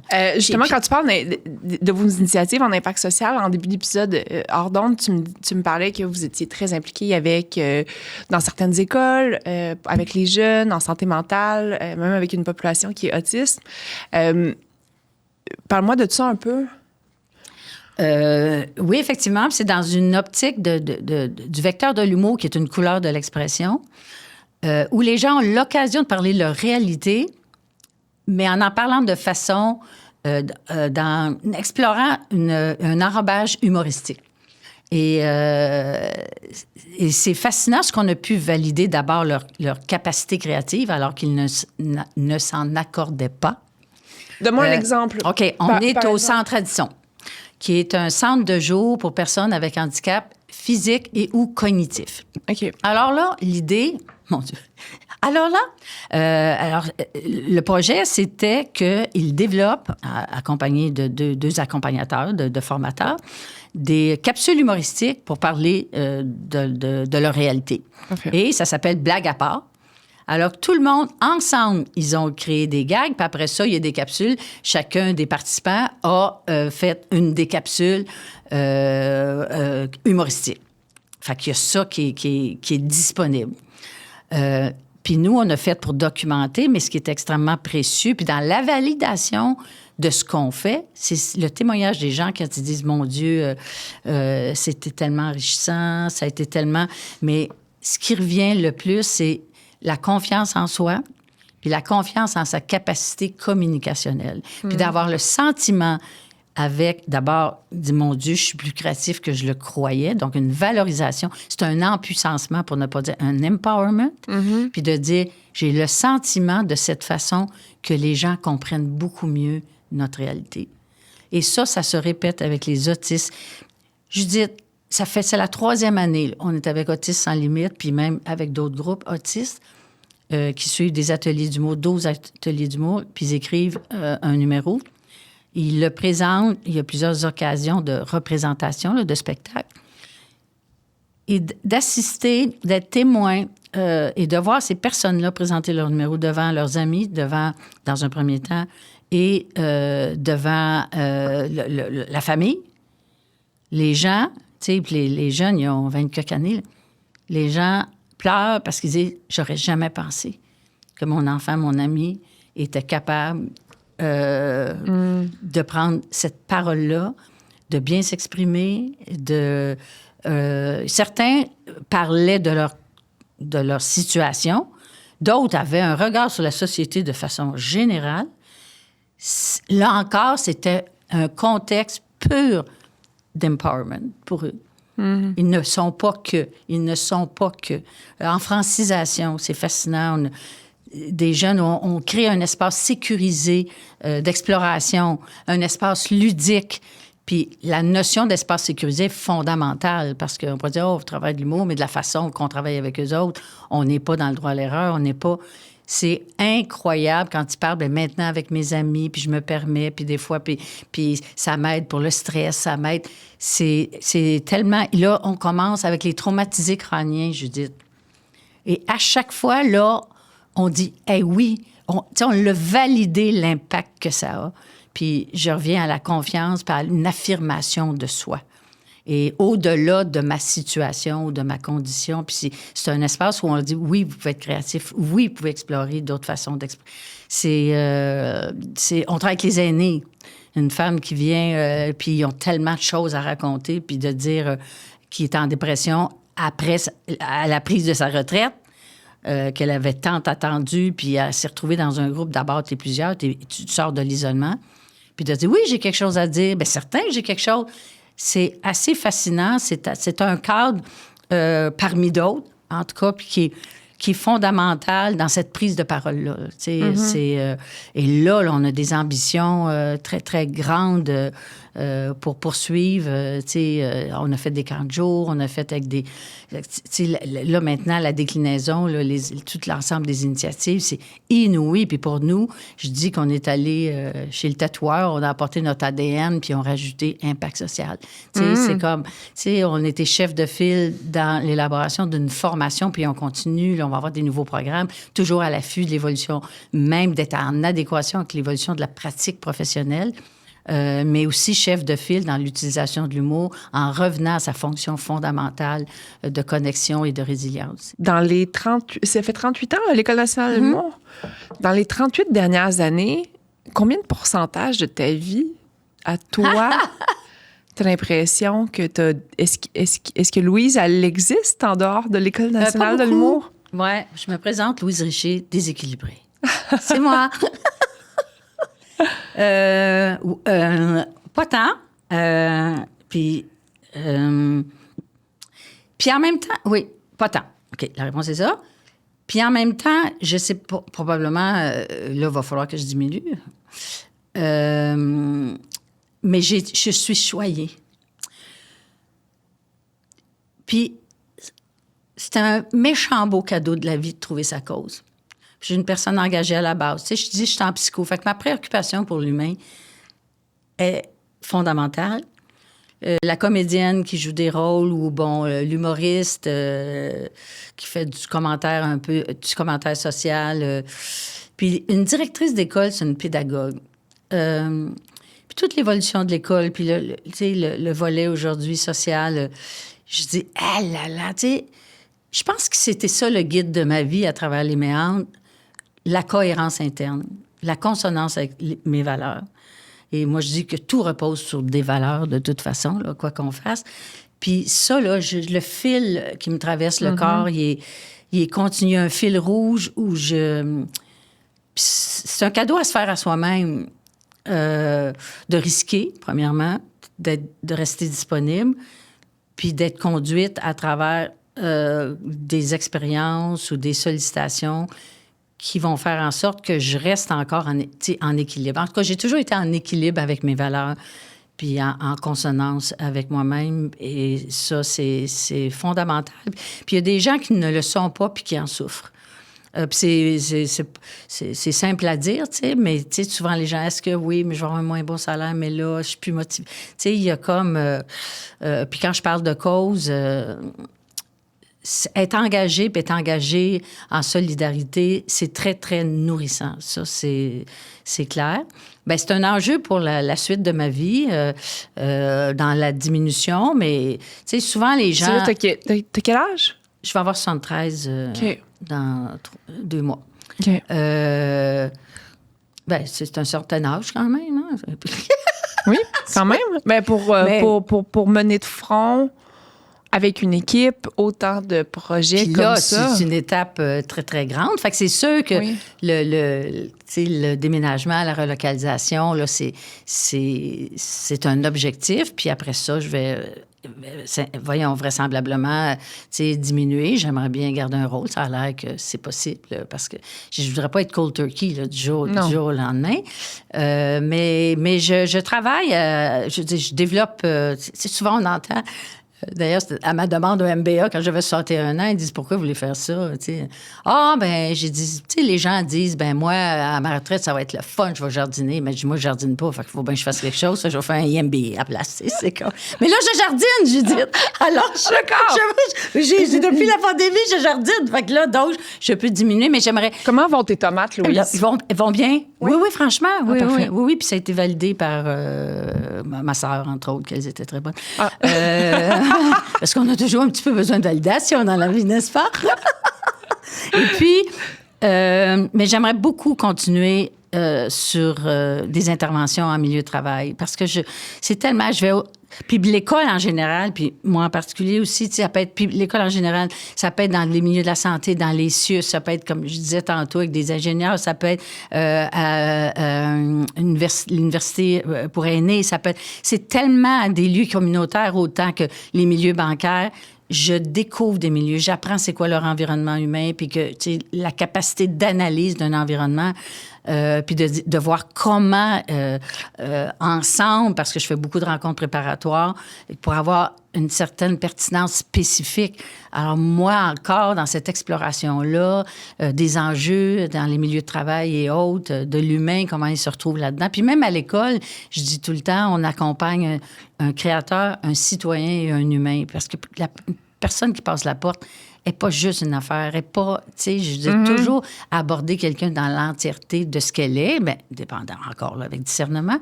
Mais ça me fascinerait là, de continuer une veille, tu sais, par rapport aussi à toute la recherche qui se fait. Fait qu'il y a des choses vraiment qui me tiennent à cœur, mais c'est très lié à vraisemblablement au bien-être, à la qualité relationnelle. On est, tu sais, dans cette ère de réseaux sociaux, puis où on trouve notre valorisation. Il y a tellement de réflexions, chaque être humain, moi compris, où est notre valorisation, puis dire, de la re-questionner régulièrement et puis éventuellement de peut-être trouver des trophées ailleurs où on les trouve présentement. Ça, c'est un exercice, ça requiert une vigilance. Qu'est-ce que tu veux dire avec ça? Bien, ce que je veux dire, tu sais, je reviens à, c'est sûr, je pense aux jeunes, puis aux likes, puis à, tu sais, éventuellement, puis même dire, bon, ben là, je travaille plus. Ah, ben là, je suis plus personne parce que ma valorisation est effectivement connectée par, ah, elle fait ceci, elle fait cela. Tu sais, c'est dans les transitions, puis à un moment donné, revoir dans l'esprit aussi de la cohérence interne. Qu'est-ce qui est important? Tu sais, moi, j'appelle ça un credo, parce que j'ai appris le credo en latin à l'âge que j'ai, mais tu sais, renouveler, pas une prière, mais je crois en ça, puis qu'est-ce qui devrait être important plutôt que ça, peut-être en termes du fondamental versus du superficiel ou du factice ou du... Est-ce que je suis vraiment moi-même dans mes interactions? Est-ce que, tu sais, j'ai la lourdeur de faire semblant, de vouloir toujours être bonne? Tu sais, il y a comme une pression qu'on se met, puis se dégager de ça, puis je trouve que c'est une libération. J'ai un exemple tellement niaiseux puis anodin, tu sais, de se retrouver d'une soirée de gala, puis là, tu veux tellement bien paraître, tu veux tellement avoir l'air brillante, tu veux tellement... Puis, Christy, tu t'étouffes tellement avec tes pressions, tu te prends toi-même à la gorge, puis t'es rendu que tu sais plus quoi dire. Tu viens mal. Hein? C'est... Puis, il y a un moment donné, pour moi, puis ne faites pas ça à la maison, tu sais, j'ai pu dire à quelqu'un, hey, c'est fou, on dirait qu'on sait plus quoi dire. C'est un peu nono, mais dire à quelqu'un, ton interlocuteur, je sais plus quoi. Tu sais, je l'ai pas fait de même, là, en grimaçant. Mais dire, c'est bête, mais mon exemple, il faudrait que j'arrête de raconter ça. Ça a l'air fou. Mais, tu sais, d'être capable de nommer les choses, dire, on n'est pas bien, hein? Tu sais, c'est une petite tension ici, tu sais, c'est comme. Et tout à coup, en se libérant soi-même des pressions qu'on s'auto-inflige, on libère l'autre, on libère l'interlocuteur. Fait que t'as plus besoin de dire « je sais pas ». Dire, tu sais, d'être capable d'être soi, puis tabarnouche que ça marche. Puis je sais pas si c'est ça l'authenticité. Puis les gens, tout à coup, même, ils vont trouver, quand Louise est là, que ce soit un conseil d'administration des écoles d'art, tu sais, une spontanéité. On peut-tu se libérer à un moment donné, un jour, de quelque chose, puis c'est normal de vouloir bien paraître, mais je ne sais pas, d'être connecté au bon endroit, puis on devient tellement plus efficace. Puis je pense aussi plus agréable, ou tu sais, je reviens au ministre qui dit elle est insistante, mais toujours agréable, mais tu dis hey, non, tu lâches pas le morceau, moi je suis une méchante tête de cochon. Oui. Mais de réaliser, dire oui, puis ça devient stratégique aussi, tu sais, à un moment donné, dans tes pérégrinations. Mais tu sais, c'est pas. Faut pas abandonner, la persévérance est fondamentale, mais dans le respect des relations. Puis c'est fou quand on vieillit, tu auras alimenté des relations, même si elle n'aura rien donné antérieurement et tout. Tu te construis aussi un aura, c'est pas le bon mot, là, mais dire, cette personne-là est transparente, puis, tu sais, what you see, what you get. Puis, il y a quelque chose, on n'est pas conscient jour après jour après jour, mais je pense que c'est ça qui est le plus précieux, de savoir rencontrer, puis de savoir, au-delà d'objectifs très, très spécifiques, que ça t'importe de bien rencontrer, en tout cas, je sais. Meet people where they are. Oui, puis une autre phrase, écoute, c'est une espèce d'adage Ubuntu qui dit « I am because we are ». Tu sais, moi, je me retrouve beaucoup là-dedans, puis ça t'enlève rien, là. Tu sais, mais la stimulation, puis tu sais, rebondir avec quelqu'un sur une idée, je suis fascinée, moi, tu sais, c'est comme une mathématique créative, 1 + 1 = 4. C'est malade parce que ça te permet toi-même de mieux articuler ton affaire. Absolument. Puis l'autre personne, hey, il y a telle affaire. Hey, c'est pas assez beau? Non, j'ai pas pensé tout seul. Sauf, what? Tu sais, c'est comme juste. Tu sais, c'est comme. Puis c'est avec cette mathématique-là, du 1 + 1 = c'est là que les miracles arrivent, tu sais. C'est tellement extraordinaire. Je suis entièrement d'accord. Une des questions que j'ai envie de te poser, c'est j'ai l'impression que tu... en fait, corrige-moi si je me trompe, mais j'ai l'impression que tu as quand même souffert des débuts où l'école a été ridiculisée. Ouais. Est-ce que comment ça t'a impacté à ce moment-là? Oh non, c'est tough, mais la survie était vraiment dans la mobilisation à l'intérieur. Parce que tu n'as pas le sentiment que tu te défends toute seule.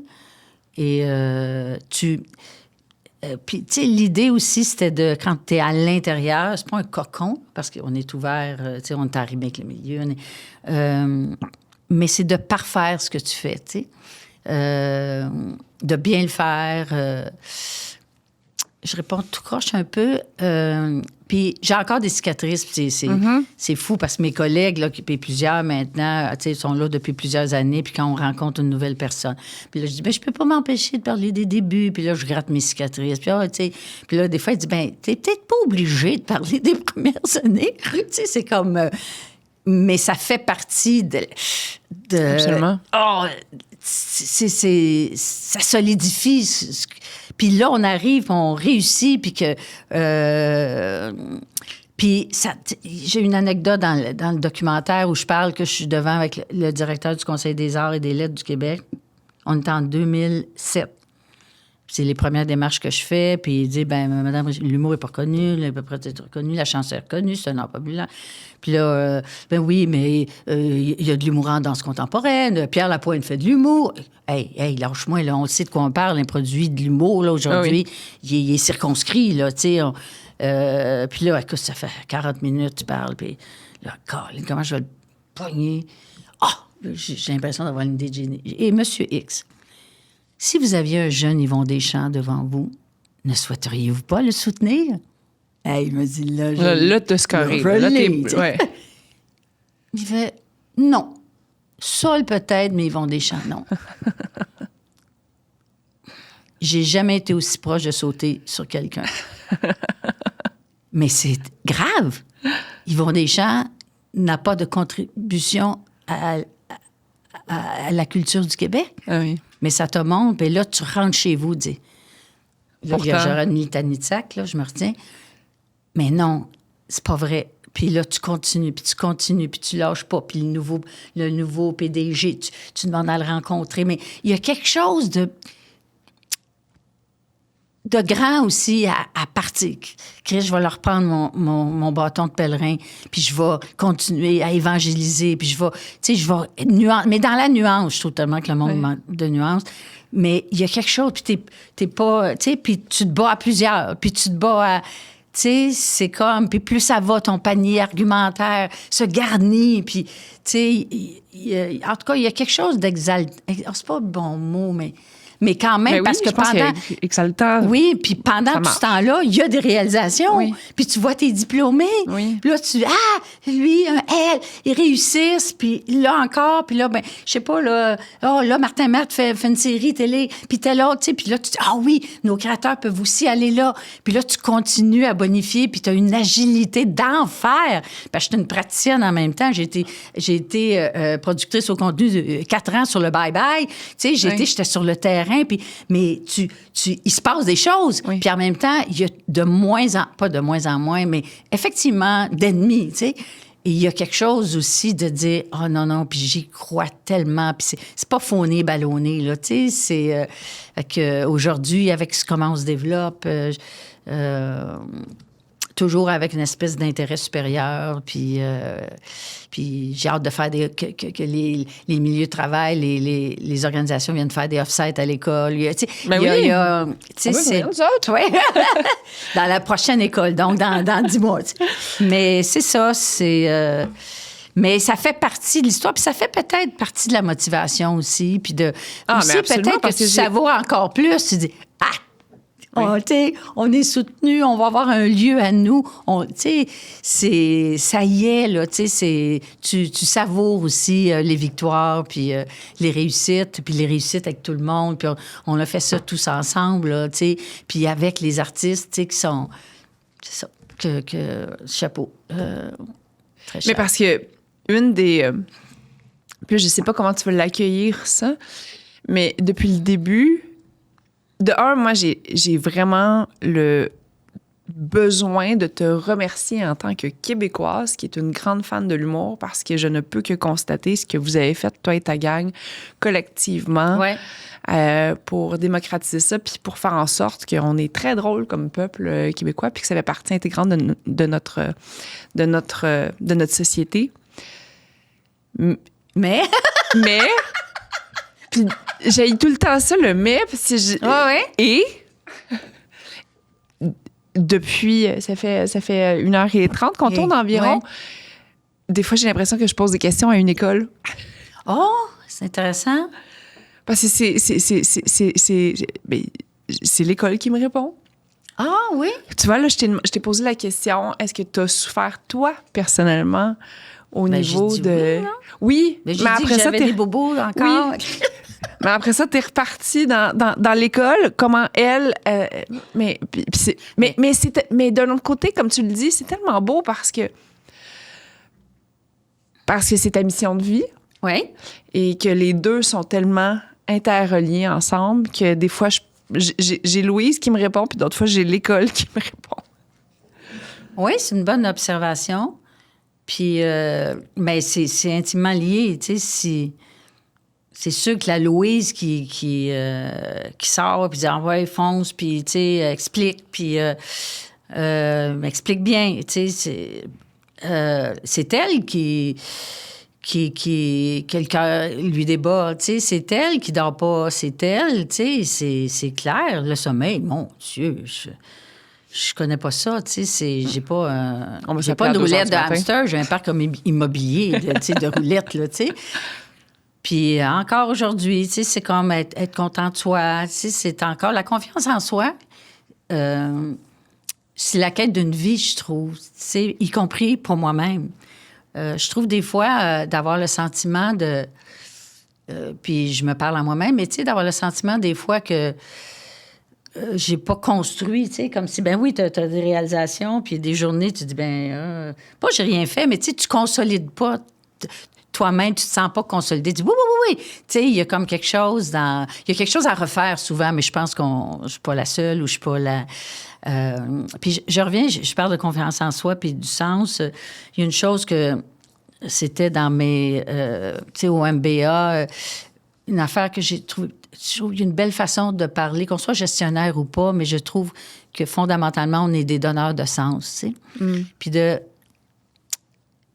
Puis le sens, ça peut être, si tu élabores un produit, bien, il y a du sens, puis il va être utile à quelque chose, puis tu vas faire la démonstration de son utilité ou de je ne sais trop, mais puis d'avoir à l'esprit que tout être humain est en quête de sens. Fait que les gens avec qui tu travailles, les gens avec qui, tu sais, c'est pour moi, c'est de respecter...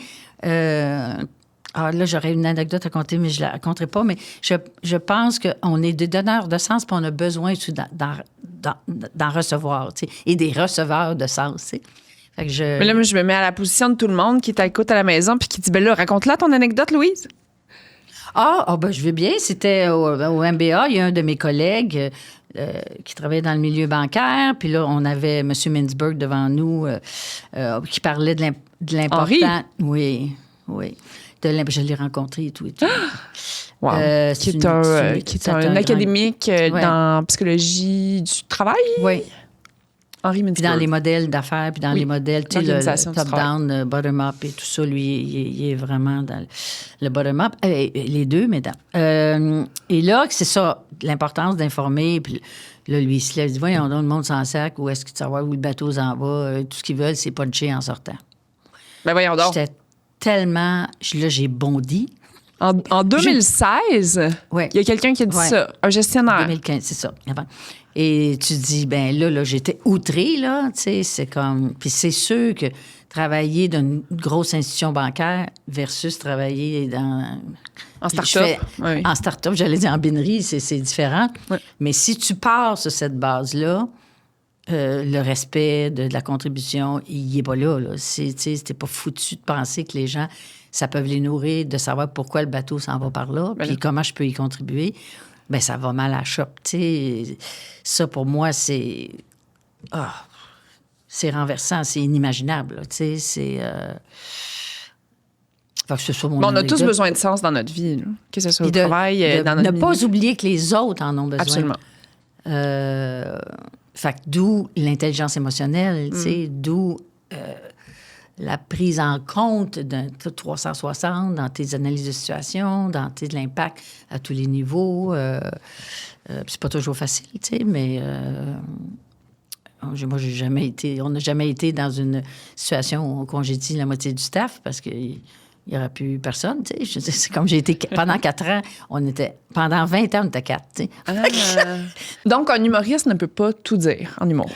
Ben, il est, que ce soit au civil ou au criminel, il peut effectivement être poursuivi pour diffamation. Pour le cas du petit Jérémy, c'était le tribunal des droits de la personne. Tu sais, ça peut être différentes instances. Puis encore là, c'est différent effectivement au civil ou au criminel. Puis il y a déjà eu des jugements où, c'est effectivement, si c'est ça provoque de la haine, même de façon humoristique, ou de la discrimination grave, ou une incitation, tu sais, à des gestes plus qu'agressifs et autres. Mais c'est sûr, c'est comme n'importe qui. Puis dans le cas du petit Jérémy, j'ai été très active parce qu'avec l'avocat de la défense, pas M. Gray, mais pour l'association professionnelle, la PIH, avec l'avocat de la PIH, Maître Ijazi, on a élaboré avec une chercheure, Christelle Paris, tout l'argumentaire, justement pour des cas de figure, que ce soit aux États-Unis ou ailleurs, et les tentatives de baliser, mais de façon trop restrictive, la liberté d'expression en humour. Alors, ça, j'ai été... Puis ça, donc, pour les néophytes comme moi, ça a été quoi, justement, ces balises-là qui ont été... Bien, il y a toutes des questions de l'ordre de ce qui est invoqué. Toute la question aussi d'une personne publique versus c'est une personne anonyme. Fait que le petit Jérémy est public. Tu sais, c'est fou, j'ai à l'image un sketch de Rock et Belles Oreilles et les deux bitches... qui riait de tout le monde, puis ça y allait par là en diffamation et en, tu sais, puis... Mais ça, c'est les deux, ça, je connais pas, mais ça s'adressait à des... Ça pointait des humains ça ou pointait des artistes. OK, parfait. Sur des rumeurs sourdes un peu qui mettaient au grand jour, okay. Tu sais, des choses, mais vraiment, là... mais à la fois, il y a effectivement une distinction entre, c'est ça, une personne anonyme versus quand une personne publique, ben tu peux t'attendre à ce que.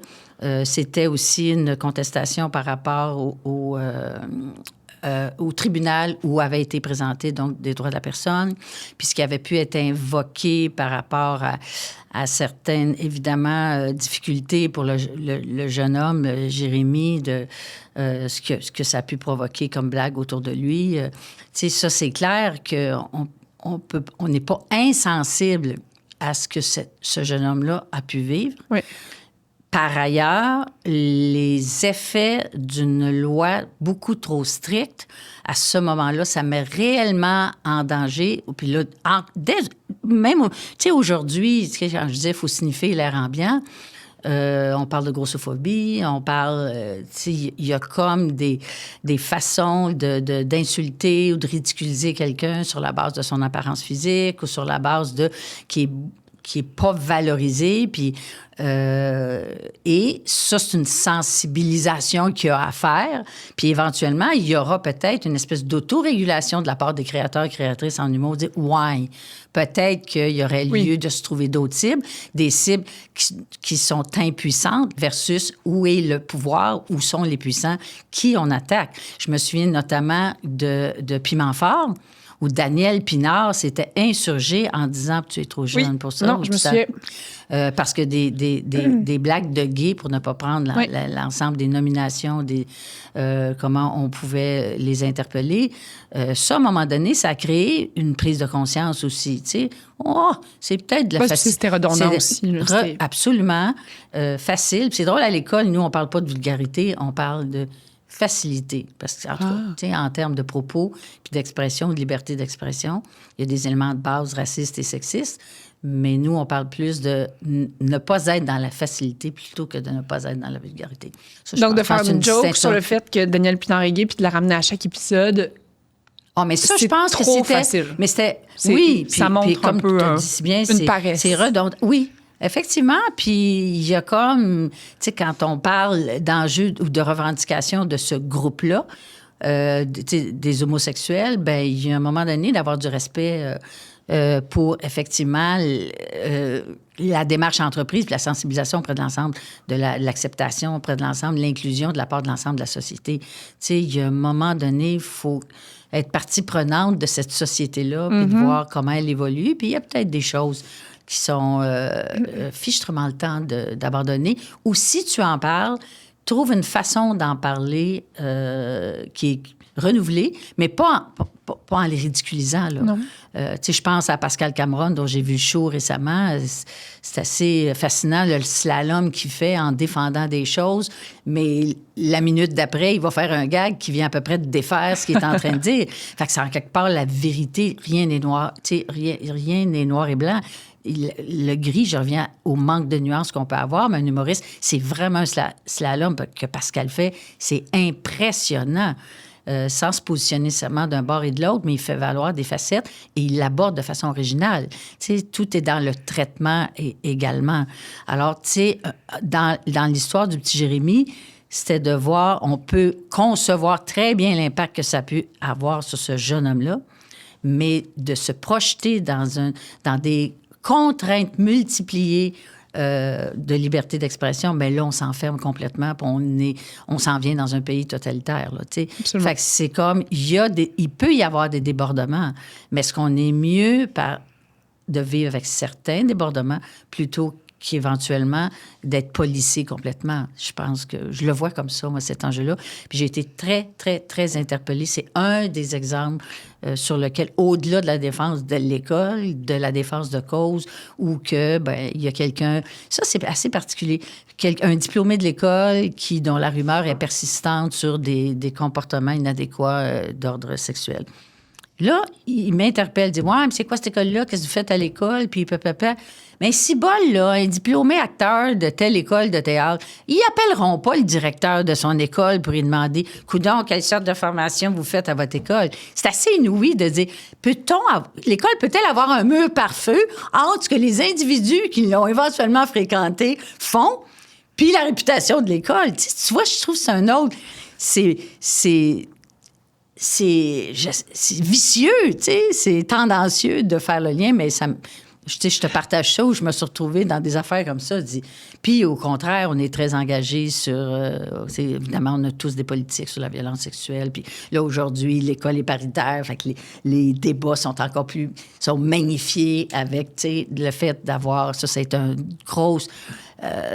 une grande chose qu'on a tellement souhaité, comment on la valorise, comment on la favorise, d'avoir plus de femmes. Puis là, aujourd'hui, c'est en train de se faire. Tu sais, c'est fabuleux. Là. Tu sais, ça change, tu sais, le milieu de l'humour, sans être loin d'être parfait, mais ça change. Absolument.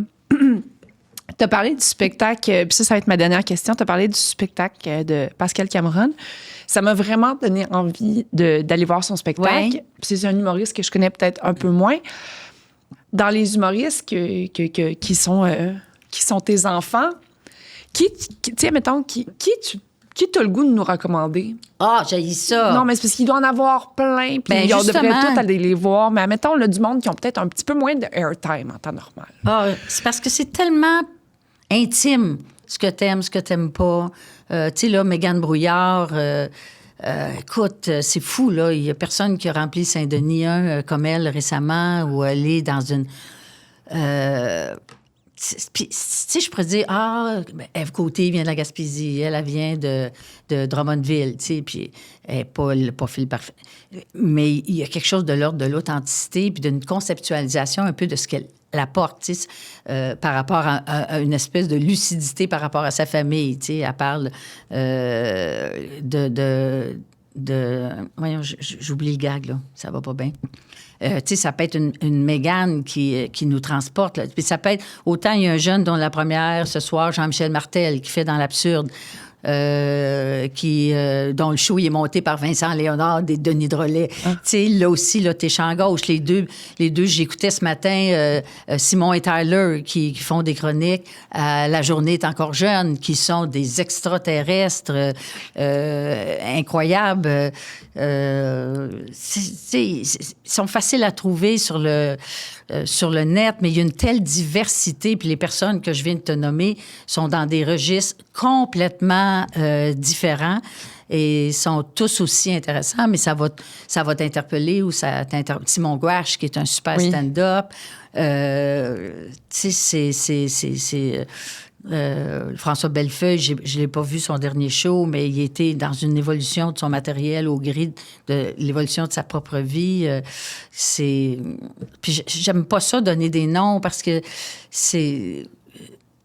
Il y a... Puis, en tout cas, en évoquant à tout le moins ces noms-là, ça démontre la diversité des univers des personnes. Fait que de dire, c'est un moule, l'école. Le tiers de la formation se donne en rencontre individualisée, en rencontre individuelle. Parce que l'idée, c'est de générer l'éclosion de la singularité de chacun. Wow. Fait que, tu sais, ça, c'est le fun parce que, ça, je disais, l'offre est tellement diversifiée qu'elle est intéressante par, tu sais, un Colin Boudria qui est plus engagé. Tu sais, c'est fascinant. Le woman's planning, c'est des soirées où mansplaining, woman's planning, comme son nom le dit, avec Anne-Sara Charbonneau puis Noémie Leduc-Roy. Il y a tellement Coco Béliveau qui est très singulière. Phil Audrey, la rue Saint-Jacques, tu sais, qui est un être d'une culture qui le rend... qui le met en difficulté compte tenu de... Il n'est pas comme tout le monde, mais il se présente comme une victime alors qu'il pourrait être maître du monde. Puis qui connaît un succès inouï en France. C'est toutes des propositions, mais qui sont travaillées. Je pense le public a un respect aussi de la création en humour, pour l'originalité, pour le fignolement, des textes. On a vu dans des documentaires Louis-José avant la disque qui travaille, qui fignole ses virgules dans un texte. Ben oui. Fait qu'il y a comme un soin apporté, puis un Gad Elmaleh dont on apprend il y a plusieurs années que vraisemblablement une grosse partie de son matériel il est copié. Mais oui, c'est ça, c'est vrai, hein, c'est vrai. Il s'en vient aussi. Mais t'apprendrais, là, que Louis-José Hood ou Matt copie la moitié de son stock, il est mort. Au Québec, là, il tomberait dans l'irrespect total. Absolument. On n'y porterait pas la même admiration. C'est fini. Fait que j'ai l'impression que le public, tout le monde ensemble, on exige puis on s'attend à ce que, le matériel... Mais c'est drôle parce que moi, je suis une grande fan depuis toujours de Gad Elmaleh. Je suis une grande fan de l'humour. Mais je suis une grande fan depuis toujours de Gad Elmaleh. Puis il a quand même progressé longtemps au Québec où il a vécu au Québec. Oui, c'est ça, où ses spectacles, il les amenait. Moi, la première fois que je l'ai découvert, c'était au Saint-Denis. Ouais. Je le connaissais pas du tout.